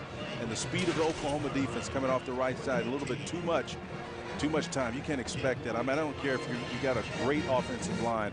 Once that 2.9, 2.3 3.0 second mark hits, you're in trouble as a quarterback sitting in that pocket. 2 sacks for Austin English.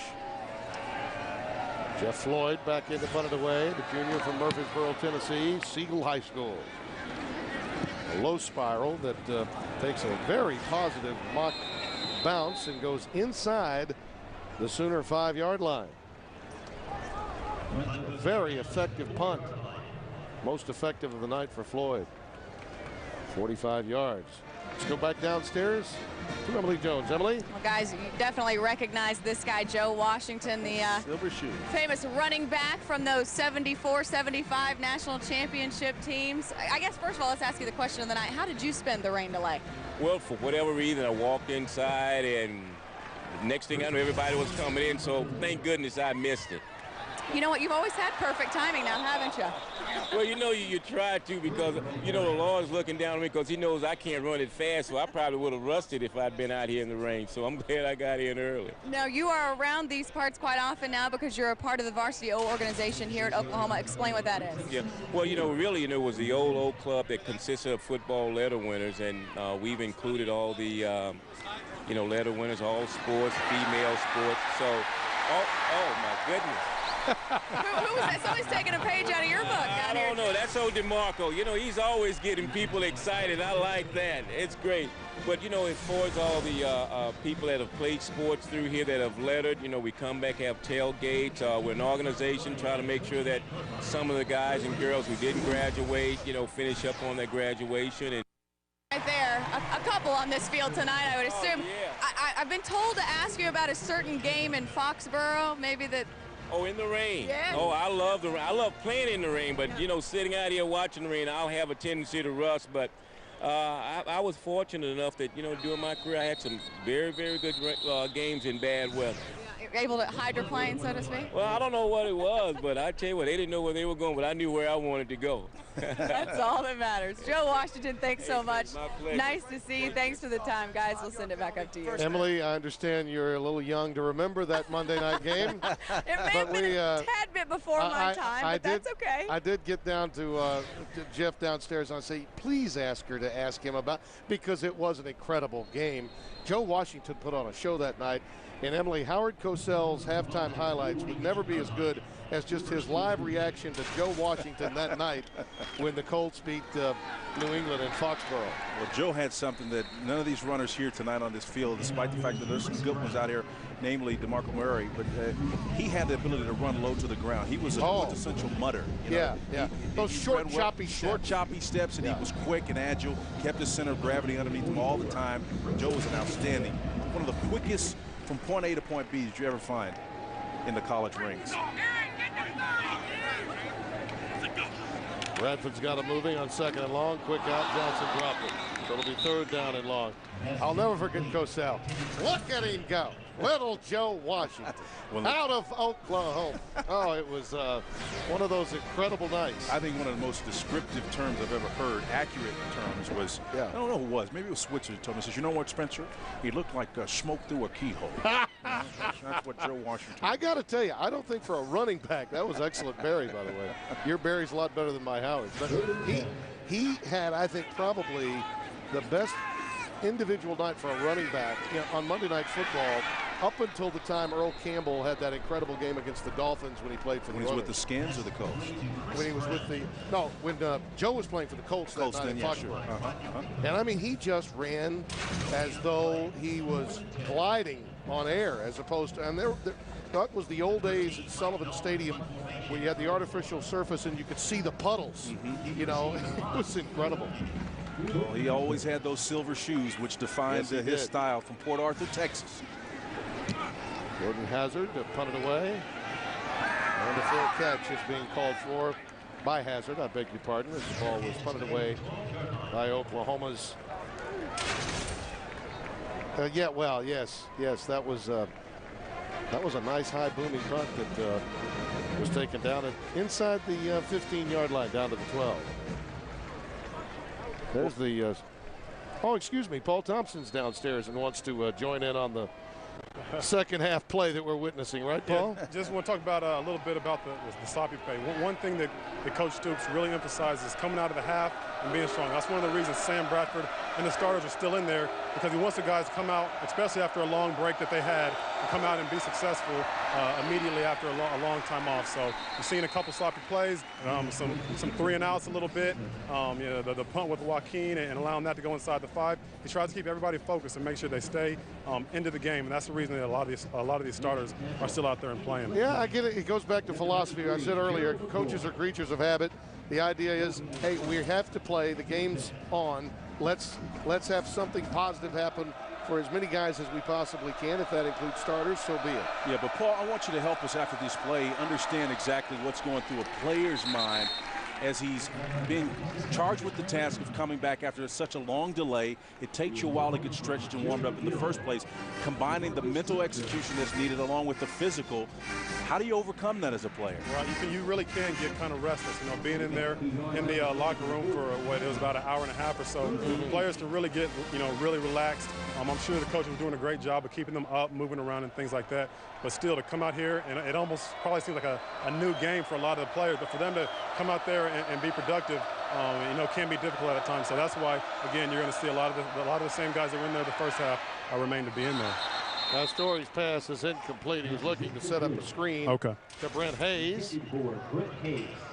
And it'll be 4th down and a punt formation coming up for Tennessee Chattanooga. And you see the sloppy play is not just contained to the Sooners. No, it's everywhere. It's everywhere. And again, you just cringe, because at the end of the day, most of the injuries that happened when you're not going 100%, mentally or physically. Well, when you're tentative on the turf that you're on, you're concerned about making cuts. There's no question about that. Check the hang time for Jeff Floyd's boot here. Block on that. Yeah, he's had a few shanks and a couple of tips as well. This one, though, does get another positive roll for the Mocs, and Oklahoma will have it at their own 44-yard line.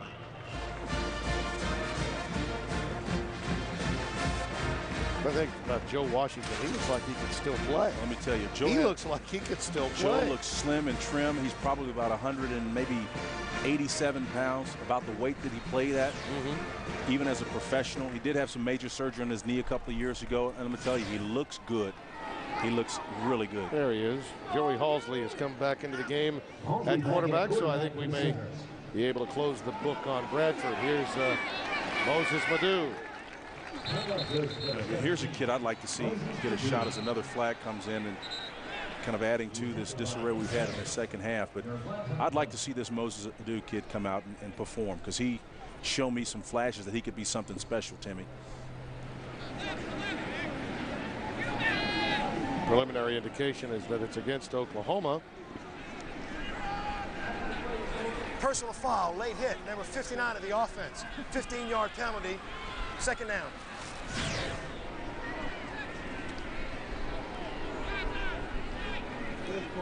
Donald Stevenson is tagged. Reserve offensive lineman, freshman, Blue Springs, Missouri, redshirt freshman. And the worst thing that can happen to a young player when he gets into the game is get tagged with a personal foul like that. And oh boy, that will sit in the head of the head coach for a long, long time going into the next practice this week. Halsley, little bootleg action, looking for the corner, and he finds Adron Tennell. And he's out of bounds at the 43-yard line. Halsey had a what we call a high-low option there. Could have gone to his receiver outside or the one coming underneath on the crossing route. And did a nice job of making a quality decision there. 7-yard pickup to Tennell. 3rd down, 12 yards to go. Halsley looks for that crossing pattern, and he's got it complete. Into the hands of Jameel Owens, freshman from Muskogee, Oklahoma. Over the years, there have been some great players come out of Muskogee, Oklahoma. Harry Roberts many years ago, and now the Sooners have nabbed themselves a quality wide receiver. They're moving the ball down the football field via the air quite nicely. Moses. Purdue stopped after about a yard pickup, and that's good defensive recognition that time from those linebackers on the outside. Can't say enough about the play of Joseph Thornton tonight, Neil Brown, Aaron Adams. That time it was Nick Craig, the freshman from Carrollton, Georgia, that made the stop. Well, I think Aaron Adams has shown me a great deal working at that middle linebacker position for the Mocs, where he has been active tonight. Halsley, a little quick with that one as he was looking again for the youngster Jameel Owens. Well, that was a case where Owens was trying to come out of his break and settle and just kind of lost his footwork on that. Again, that's probably a function of the less than stellar traction right about now because of the rain. 3rd and 9 from the 44. 3rd down and 9 from the Tennessee Chattanooga 44-yard line.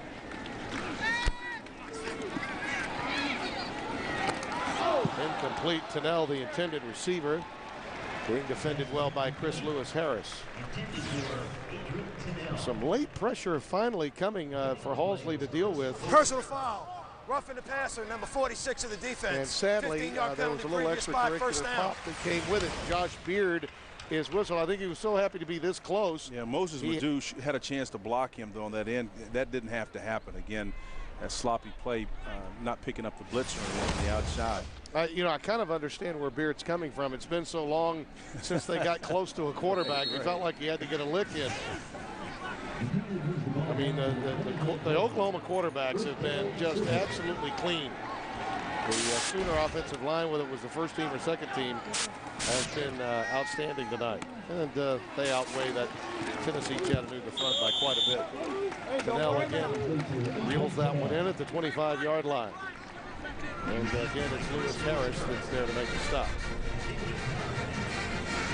And again, they're running hurry up, Spencer. I think this is a lot about, hey, let's work on this in the second half. Let's we're in a position, situational offense is what Coach Stoops and Kevin Wilson are working on. Working quick. They're going to be a penalty there. At least it should have been.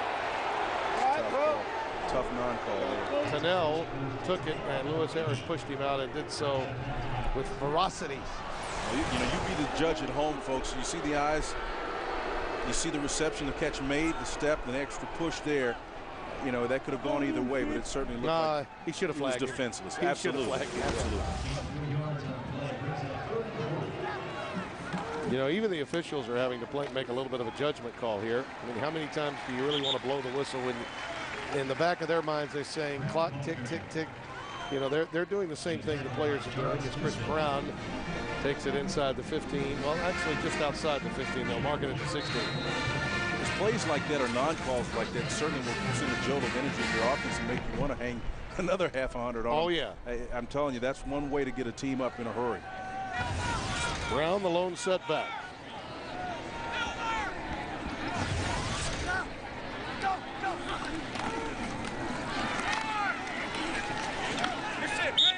Good work in that defensive front by Tennessee Chattanooga. Again, very impressed with the winner line. That's Rodney Beeman, the senior, Riverside, California. Big 6'2", 305-pounder making the stop. Ian Brown and Aaron Adams and Thornton have been involved in a lot of the tackles tonight on the ground for the Mocs. There's Brown bouncing outside. He may have gotten in. No, they're going to say he stepped out. Back at the 3-yard line. Matt Clapp, again, the fullback. When they bring him in with that I formation set, he makes a difference. Look at that. Well, it was the near field in the formation that made it possible, allowing Brown to be one-on-one with the safety coming down. And again, these are just situational matchups that Kevin Wilson, the offensive coordinator for the Sooners, is looking for here, and he's finding them.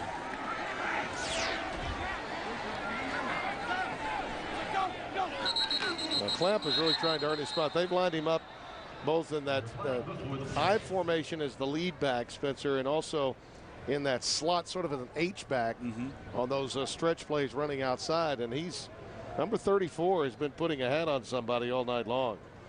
Flag down, and we'll check it.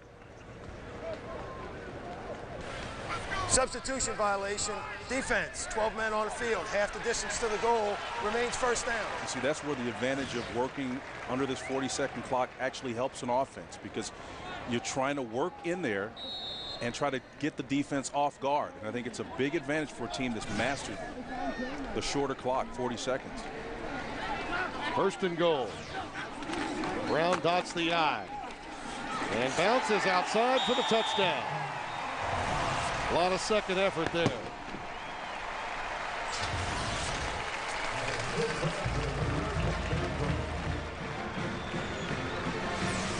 It's all about vision when you can see Brown not selling it ahead of you see the eyes cut. That's where I'm headed, fellas. An experienced linebacker can read that, but this is just an effort here by Brown getting into the end zone, following the nice hug along that offensive line of scrimmage and the push from the starters up on that left side in for the score for the Sooners, expanding their lead now to 57, provided it's good.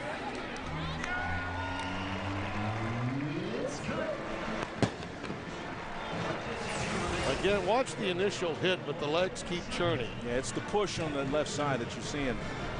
Stopped initially. The guy's got a hold to his jersey, and he's still pushing. That's just effort, and that will bode well when you go into the meetings. The coach will, you know what, you don't necessarily see a whole lot from a guy, but his arms are pumping like that, his legs are pumping. That tells you something about where his head is in the game. Now, Missouri's extended their lead in that game with Illinois. Spencer, I wanted to ask you because, you know, the Sooners don't get a chance to play the Tigers this year unless they meet in the Big 12 title game. And I think conventional wisdom is that Oklahoma would be the favorites in the South and Missouri would be the favorites in the North.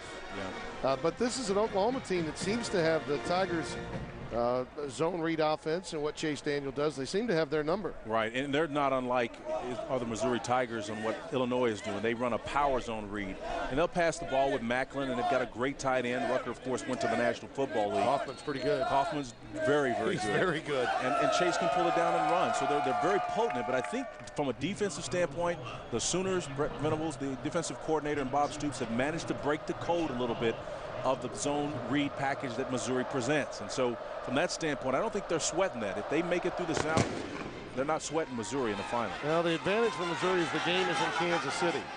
Rashawn Ball bringing it back for Tennessee Chattanooga. And not that we're getting that far ahead of ourselves, it's just, hey, I think that's what most people anticipate will happen.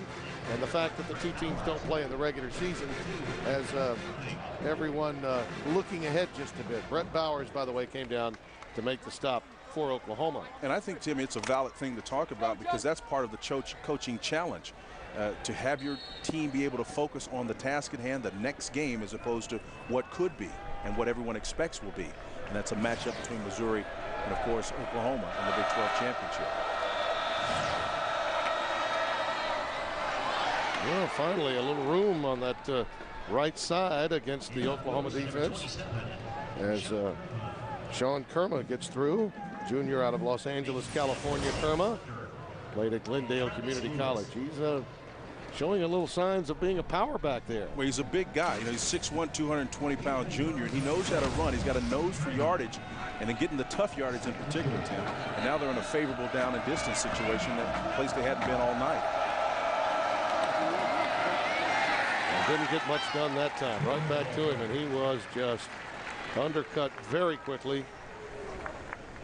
You know what that tells me is just the awareness of the Sooners defense.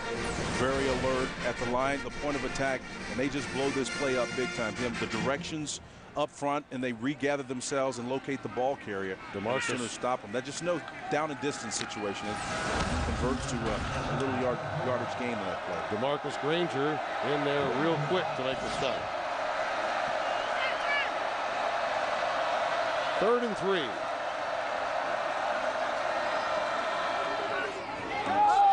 That was a good read by the corner.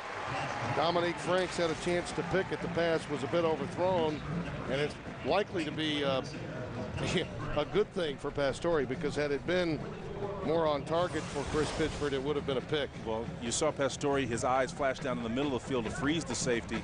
Frank did a great job of jumping and reading the ball. And if you remember, Pastore threw the interception to the far side of the field on a similar out route.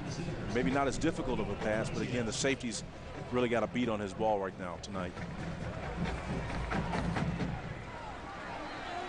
Franks has had 3 breakups tonight. He's been very active. They come his way quite often. Floyd's boot is again low and returnable. Iglesias has got it, but he's wrapped up quickly. That's outstanding work by Thornton down there on special teams to make the stop. Well, you know, people trying to make an open field tackle like this against a guy like Iglesias is one of the most difficult and intimidating things in the world. But one of the things that's been fundamentally displayed here tonight by the Mocs is they do a great job of maintaining leverage when they go down on their coverage unit. That is, flushing the return man back to the middle of the field and not allow him outside leverage on their shoulders. And they call that lane integrity. And quality teams that are coached well have that.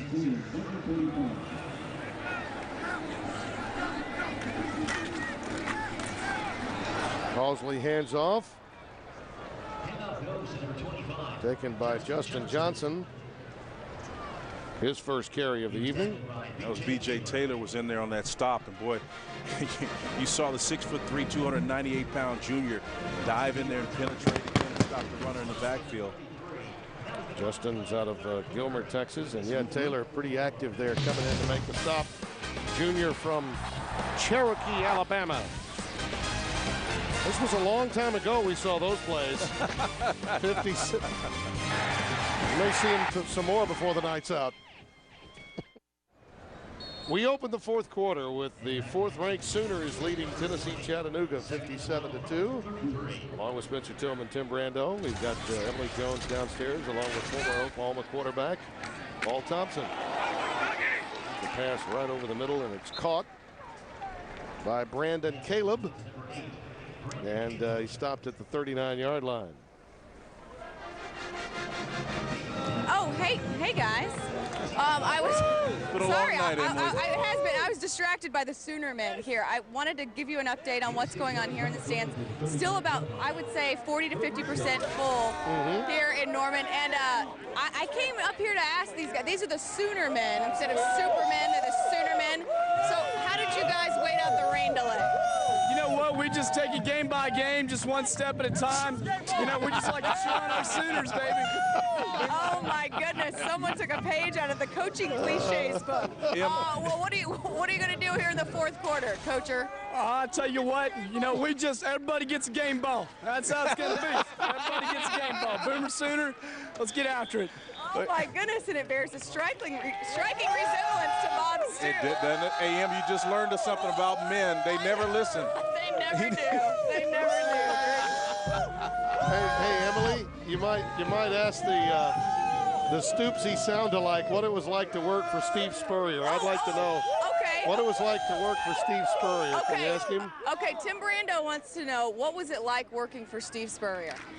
You know, Coach Spurrier, he's certainly one of the best coaches out there, and I give it all up to him and Coach Snyder and Coach Fry. And he not only sounds like him, but he says the things I think Bob Stoops might say. Oh, he's even got the mannerisms, the facial mannerisms. He's got it down. That's great stuff. Vegas is calling him. Move over, Frank Caliendo. That's right. We found your competition for the future. That's great. Oh, boy. Somebody send a copy of that to Best Damn Sports Show, will you? He should get some playing time on there. That's a pass taken out of the backfield on the receiving end. It's again the freshman, Justin coming away with it for Oklahoma. Number 25, the outstanding young freshman, Justin Johnson from Gilmer, Texas. And he's a little bit shy of the first down, so on fourth down, Oklahoma will boot it away. That was the highlight of the second half. That's right there. Emily, I don't know, how does she, is she a talent scout too? She's great, isn't she? Just identifying all sideline reporter / talent scout. Hazard there to call for the fair catch for Tennessee Chattanooga at the 13-yard line. And that's where the Mocs will take over first down.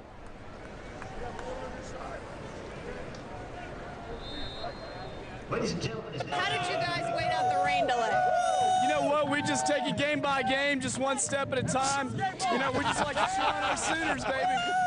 Oh my goodness! Someone took a page out of the coaching cliches. Oklahoma leads at 57-2 over Tennessee Chattanooga with just over 12 minutes remaining. Mocs have the ball from their 14-yard line. And Sean Kerma, the running back. And they may have replaced him moments ago. No, it is Kerma that's back on the field. And the stop is made by Bryce Macon, number 94. A lot of young players now getting some much-needed playing time in the waning moments of this blowout victory for Oklahoma. And you got the sense yesterday talking to Coach Allison that that's what he wants these kids to do, get the experience of playing in the context like this at Oklahoma in front of huge crowds, and I'm sure it has been an experience for all of them. Nice. That Story running a little boot. It's taken by Brent Hayes, the fullback, and that'll be good for a first down. That Story on the naked boot, taking advantage of the speed and aggression on that Oklahoma front line and finding an open receiver on the crossing route. Hayes, a homespun star from Central High School in Chattanooga, Tennessee. Tell you, that's a beautiful town. I've had the good fortune of spending some time. After the play, personal foul, 60 of the offense. Oh boy, that's a shame. That's a well-designed play too. Yeah, finally have something good happen, and then you've got a personal foul, and it takes it back the other way. Unfortunate. Do you know some of the notable alums in Tennessee Chattanooga history? Check out, see if you've done your work. Your guy, what's the guy's name? This buddy of yours, Mr. Spelding. No, not Spelding. That would be Aaron Spelling, who did Love Boat. He produced Love Boat. No, Mr. Belding. Mr. Belding. Oh. From Saved by the Bell. Okay, yeah. Dennis Haskins. Bell, yeah. He's a good friend, a dear man. Still makes his home in Chattanooga. And a big Tennessee Chattanooga guy. Went to school there. He's actually just got back from filming a motion picture in Louisiana where they're shooting a lot of movies these days. And of course, Terrell Owens cannot rule out T.O. Now, what's the connection Get your popcorn. What's the connection with Brett Favre, though? Is he from that area? No, Brett Favre was coached at Southern Mississippi by Allison when he was working for Curly Hallman. He was a quarterback's coach. Very good. We're going to take a break. We'll be back with 11:05 remaining. The Sooners leading by 55. We'll catch you up on more brochure information. Oklahoma leads at 57-2 with just over 11 remaining. And the inside handoff goes to Sean Kerma. Stopped at the 18-yard line. You know, Timmy, a lot of times, I'm looking at the players. Some of them, running backs, in the case of Sean Kerma, showing me some really heavy running against a pretty stout defensive front, as we talked about in Oklahoma. I'm not so, look, he's a Division I AA player, but I'm not so sure he couldn't compete at the next level. Oh, absolutely. Yeah. And that's one of the things about today's college football that's growing more and more obvious, I believe, Spencer, is the spreading of the wealth of talent around this country, and especially true at non-BCS conference Division 1A schools as he carries it again beyond the 20 to the 21.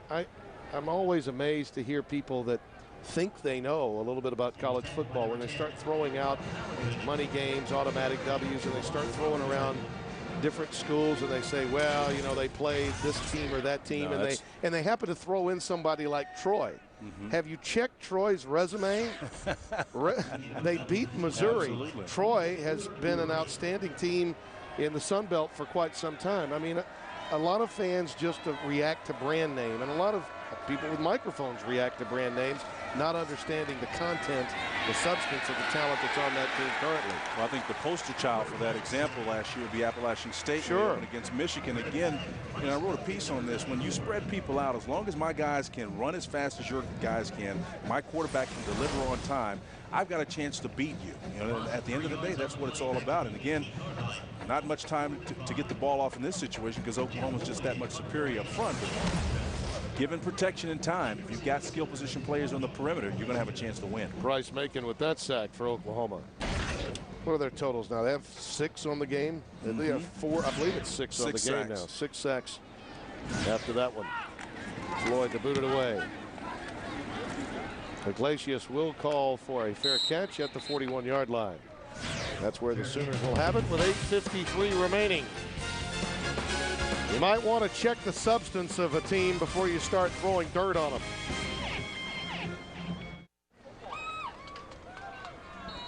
Moses Madu is back in the game at running back for Oklahoma, the lone setback. Joey Halsley remains in at quarterback. And it's Madu stopped near the line of scrimmage. Handoff goes to Moses Madu. He'll be ahead for a couple of yards to about the 45-yard line. And it's just good work for the sophomore Madu. I mean, again, you're running between the tackles, getting heavy. When you're in a game situation, you're spreading folks out. And you can always take edges and use your speed. But guys at the next level, evaluating talent, are looking for guys' willingness to run between the tackles and run heavy.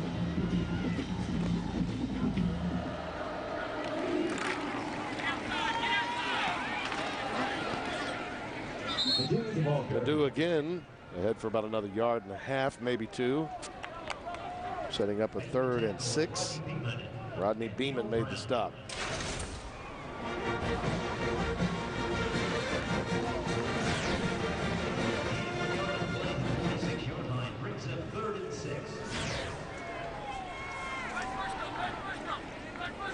We were discussing earlier about, and you see it in the newspapers now, Spencer, not even, you hear it in the electronic media from time to time. Football subdivision, championship subdivision. People have no idea what you're talking about.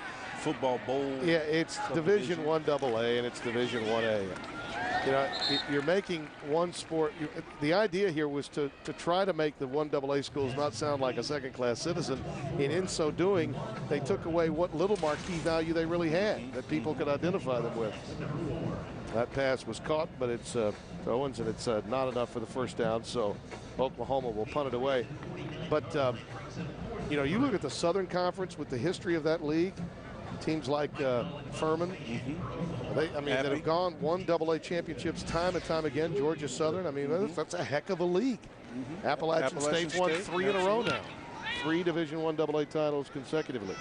So if you're Tennessee Chattanooga, you're just saying, hey, we want to get better. We want to become an upper division team in our own conference. That's what we want. Well, there's something about the term, football championship subdivision to me that sounds a little bit like a backhand. You know what I mean? But that sounds worse than 1AA to absolutely. me. Absolutely. Subdivision, that term itself. Yeah, whoever was in charge of that marketing plan missed out. Maybe Emily can make sense of it. Yeah, let's go down to Emily. Well, I sure don't know if I can make sense of that, but I can tell you that Rodney Allison says he enjoys coaching in the football championship subdivision. Ah, there you go. You got it right. Beautiful. Very formerly nice. known as Division I AA, and he says he does because he feels like he can make more of an impact on these guys' lives, academically, athletically, all the things that go into it, because a lot of these guys aren't going to be going to the NFL, to the next level, and they fully realize that. So he feels like it's even more important for him to take care of them academically. He said so far his staff has done classroom checks for 236 classes thus far this season in the first 2 weeks of school. He says if you're not sitting in the first 2 rows of the class, you're running at 5:30 a.m. If you're late for class, you're running at 5:30 a.m. And he and his staff take that very seriously because they know that for the vast majority of these guys, this is the end of their football career and they've got other things to move on to, and he wants to make sure they're taken care of in that regard. It's really, Emily, a different job. With the requisite tools it takes to be a head coach at the Division I AA level are different than what happens at the big-time Division 1A BCS school classification. And, he's taken a hit with a record of 16-40 in 5 years. You have to check in your ego in the locker room door if you're going to do that as a head coach. He had to gut this program. He started from scratch. But, Emily brings up a great point. In that regard, it's almost like the academies. Those guys know that they're not going to play professional football, but yet and still he's been able to graduate 53 players over the last couple of years, which was unheard of prior to him coming on board 6-7 years ago. So he's done a tremendous job in his tenure there. Kerma again carries it ahead about a yard, and that's about it. And Timmy, I know you know that much of what success is about at the collegiate level is repetition, same way in life. And I love how he and his coaches are there waiting on their kids when they go to school, waiting for them to make sure that they get in their classes and do the things that are necessary to graduate. So he's not just talking a good game, his coaches are behind him. He's got his son, Sloan Allison, in there now at quarterback. 6'3", 215 red shirt freshman, handing off to Kerma. So he's got his son out there. How many times have we had the occasion to talk about a father, a son, a ball and a dream, and young Sloan is having an opportunity to play for his dad. And his dad was one special player. He's already been given a tremendous award back in Lubbock at Texas Tech. Nominated, elected, however you want to refer to it, as the anointed, the all-time best. And it wasn't just at the quarterback position. All-time best Texas Tech player. That's pretty big. Award. Been a lot of good ones there. I mean, even in recent years, if you look at from the quarterback position, Graham Harrell currently right now, Kingsbury, Cliff Kingsbury. I'll take you further back when Spike Dykes was there. Billy Joe Tolliver. Oh yeah, Billy Joe Tolliver was one whale of a quarterback in the mid '80s. What about E.J. Hollop, guys? Absolutely. You remember that one? He's a little bit before my time, but he's a good dear friend of mine. Kansas City Chief, E.J. Hollop. First guy to start 2 Super Bowls on both sides of the ball. An original Dallas Texan turned Kansas City Chief, E.J. Hollop. And an ornery old man. Nice boot by Floyd there, and Iglesias calls for a fair catch at the 48-yard line. But Allison played in the old Southwest Conference when it was very, very difficult to go up against the challenges of teams like Texas and Arkansas in their heyday. SMU was really rolling at that particular time. And to be one of the best quarterbacks, he was the Southwest Conference offensive MVP in 1977. You're talking about mobility, a guy that was a dual threat, could pass and pull it down and run with it. And he still looks like he's pretty slim. He puts on those shades, man. He looks pretty. He's got a little Chuck Amato in him, less about 60 pounds. Look at Justin Johnson bounce out. He got hit at the line of scrimmage. And I believe we've got a holding penalty, and that may have enabled him to get outside on the edge to pick up the extra yardage. Holding offense number 70. 10 yards from the previous spot. He reminds me, Johnson, just watching him run. A lot of Oklahoma fans won't like this because it takes them back to a bad memory, but Justin Vincent in 2003, the incredible freshman Nick Saban had that big touchdown run to open the BCS title game, kind of at the same size and build, has that kind of quickness to bounce outside. Reminds me a little of him.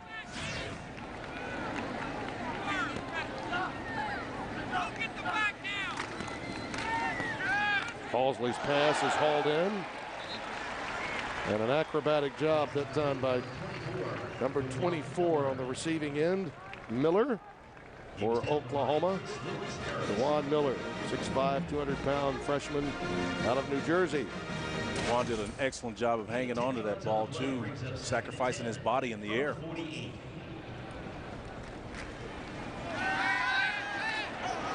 Halsley again, a little bootleg action. Gets it out to Owens, and he's decked at the 37-yard line.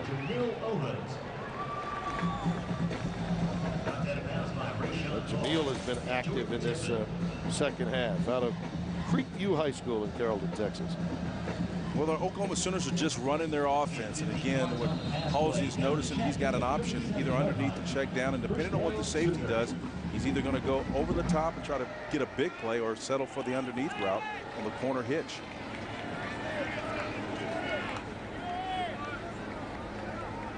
A little blitz action here. Well, they ran right into it.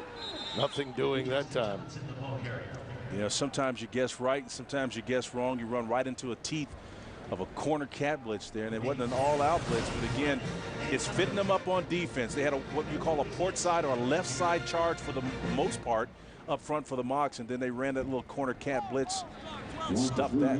Fataliga was the first one to get him. Doug Fataliga, number 52, out of Sacramento Community College, junior.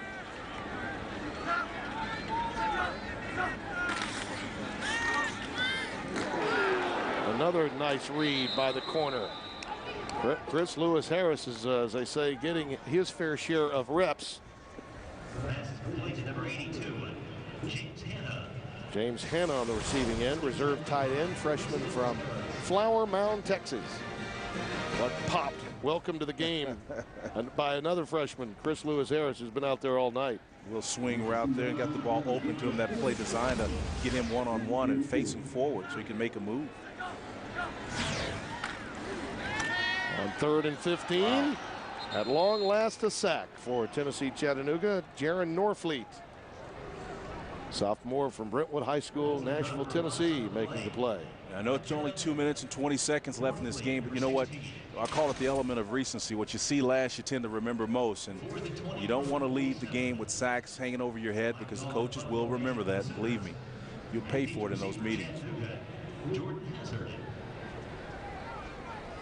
Jordan Hazard in single safety back at the 10-yard line for the Mocs.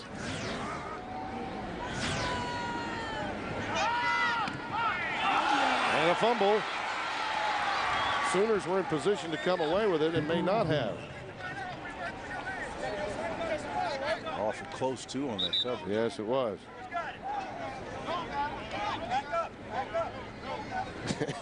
Right, guys, we got it. Back up, we got it. Looks like it's the Tennessee Chattanooga ball. I don't know if it's a halo rule or not, but don't have it. But, man, I'll tell you. I'm amazed that Oklahoma didn't come away with it. Yeah. The recovery did go to Jordan Hazard.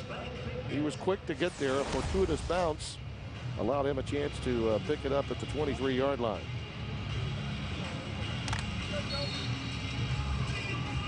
Guys like Hazard and Chris Lewis Harris, they have played a lot tonight, and I know that Rodney Allison is saying, let's just get out of here. We've already injured Jared Galt tonight. We don't need to lose anyone else. Our starting quarterback's been hurt. He's very hopeful. I'm sure that he'll be okay and ready to go next week. That pass by Sloan Allison, the son of the coach, was caught. Joel Bradford on the receiving end, although I think they're going to rule it was not caught. Juggled along the sideline, so incomplete.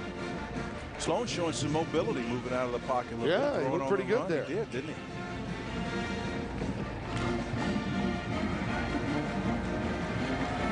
Got a lot of confidence.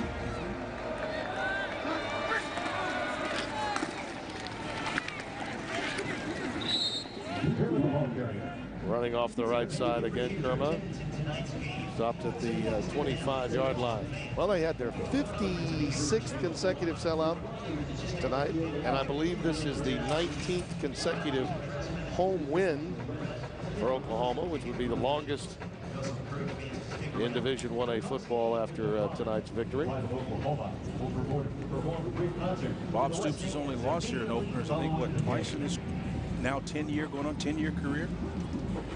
Had that difficult one a few years back against, was it North Texas, I believe? North Texas, Kind of shocked everyone. And we have premature movement with flags falling. Chris Harr, the left tackle, moved early. Number 70 of the offense, 5-yard penalty, remains 3rd down.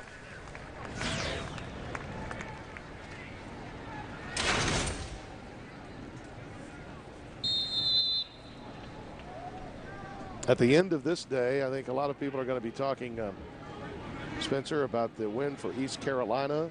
Clemson being blown out by Alabama. Boy, what a tough night for the ACC. Day and night. Virginia Tech goes by the boards, and Clemson, really their one top 5 or top 10 threat, knocked out by what would be perceived as a mediocre 7-6 Alabama team of a year ago. And you know, James Davis, their top runner, was a senior, was contemplating coming out and going to the National Football League, but chose rather to stay high in a championship, perhaps in that conference. Looks like they may be on the short end of that, given their history of folding late. And that'll do it. Bob Stoops and the Oklahoma Sooners come away with a 57-2 victory in a game that took a little longer than originally anticipated, with an hour-and-a-half delay due to weather at halftime. Well, Cincinnati comes in next Saturday in a game that will be regionally televised. The Bearcats will be no easy out. That's a pretty good team. They play very well defensively. In the last few years, that defense has really come on. We always knew that they had a very formidable offense, but boy, pulling off a number of upsets over the last 2 or 3 years.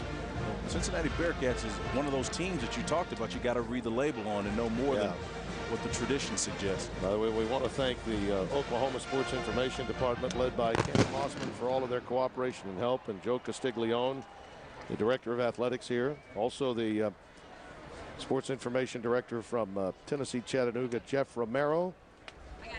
and the fine work that he's doing for Rick Hart, the athletic director with Tennessee Chattanooga, for all of their help and cooperation. Let's go down to Emily Jones, who's got Coach Stoops. Guys, thanks. Well, Coach, I know you were pleased going into the locker room. I would assume you're not as pleased going into the locker room this time. It seemed like the rain delay had an effect on both you guys.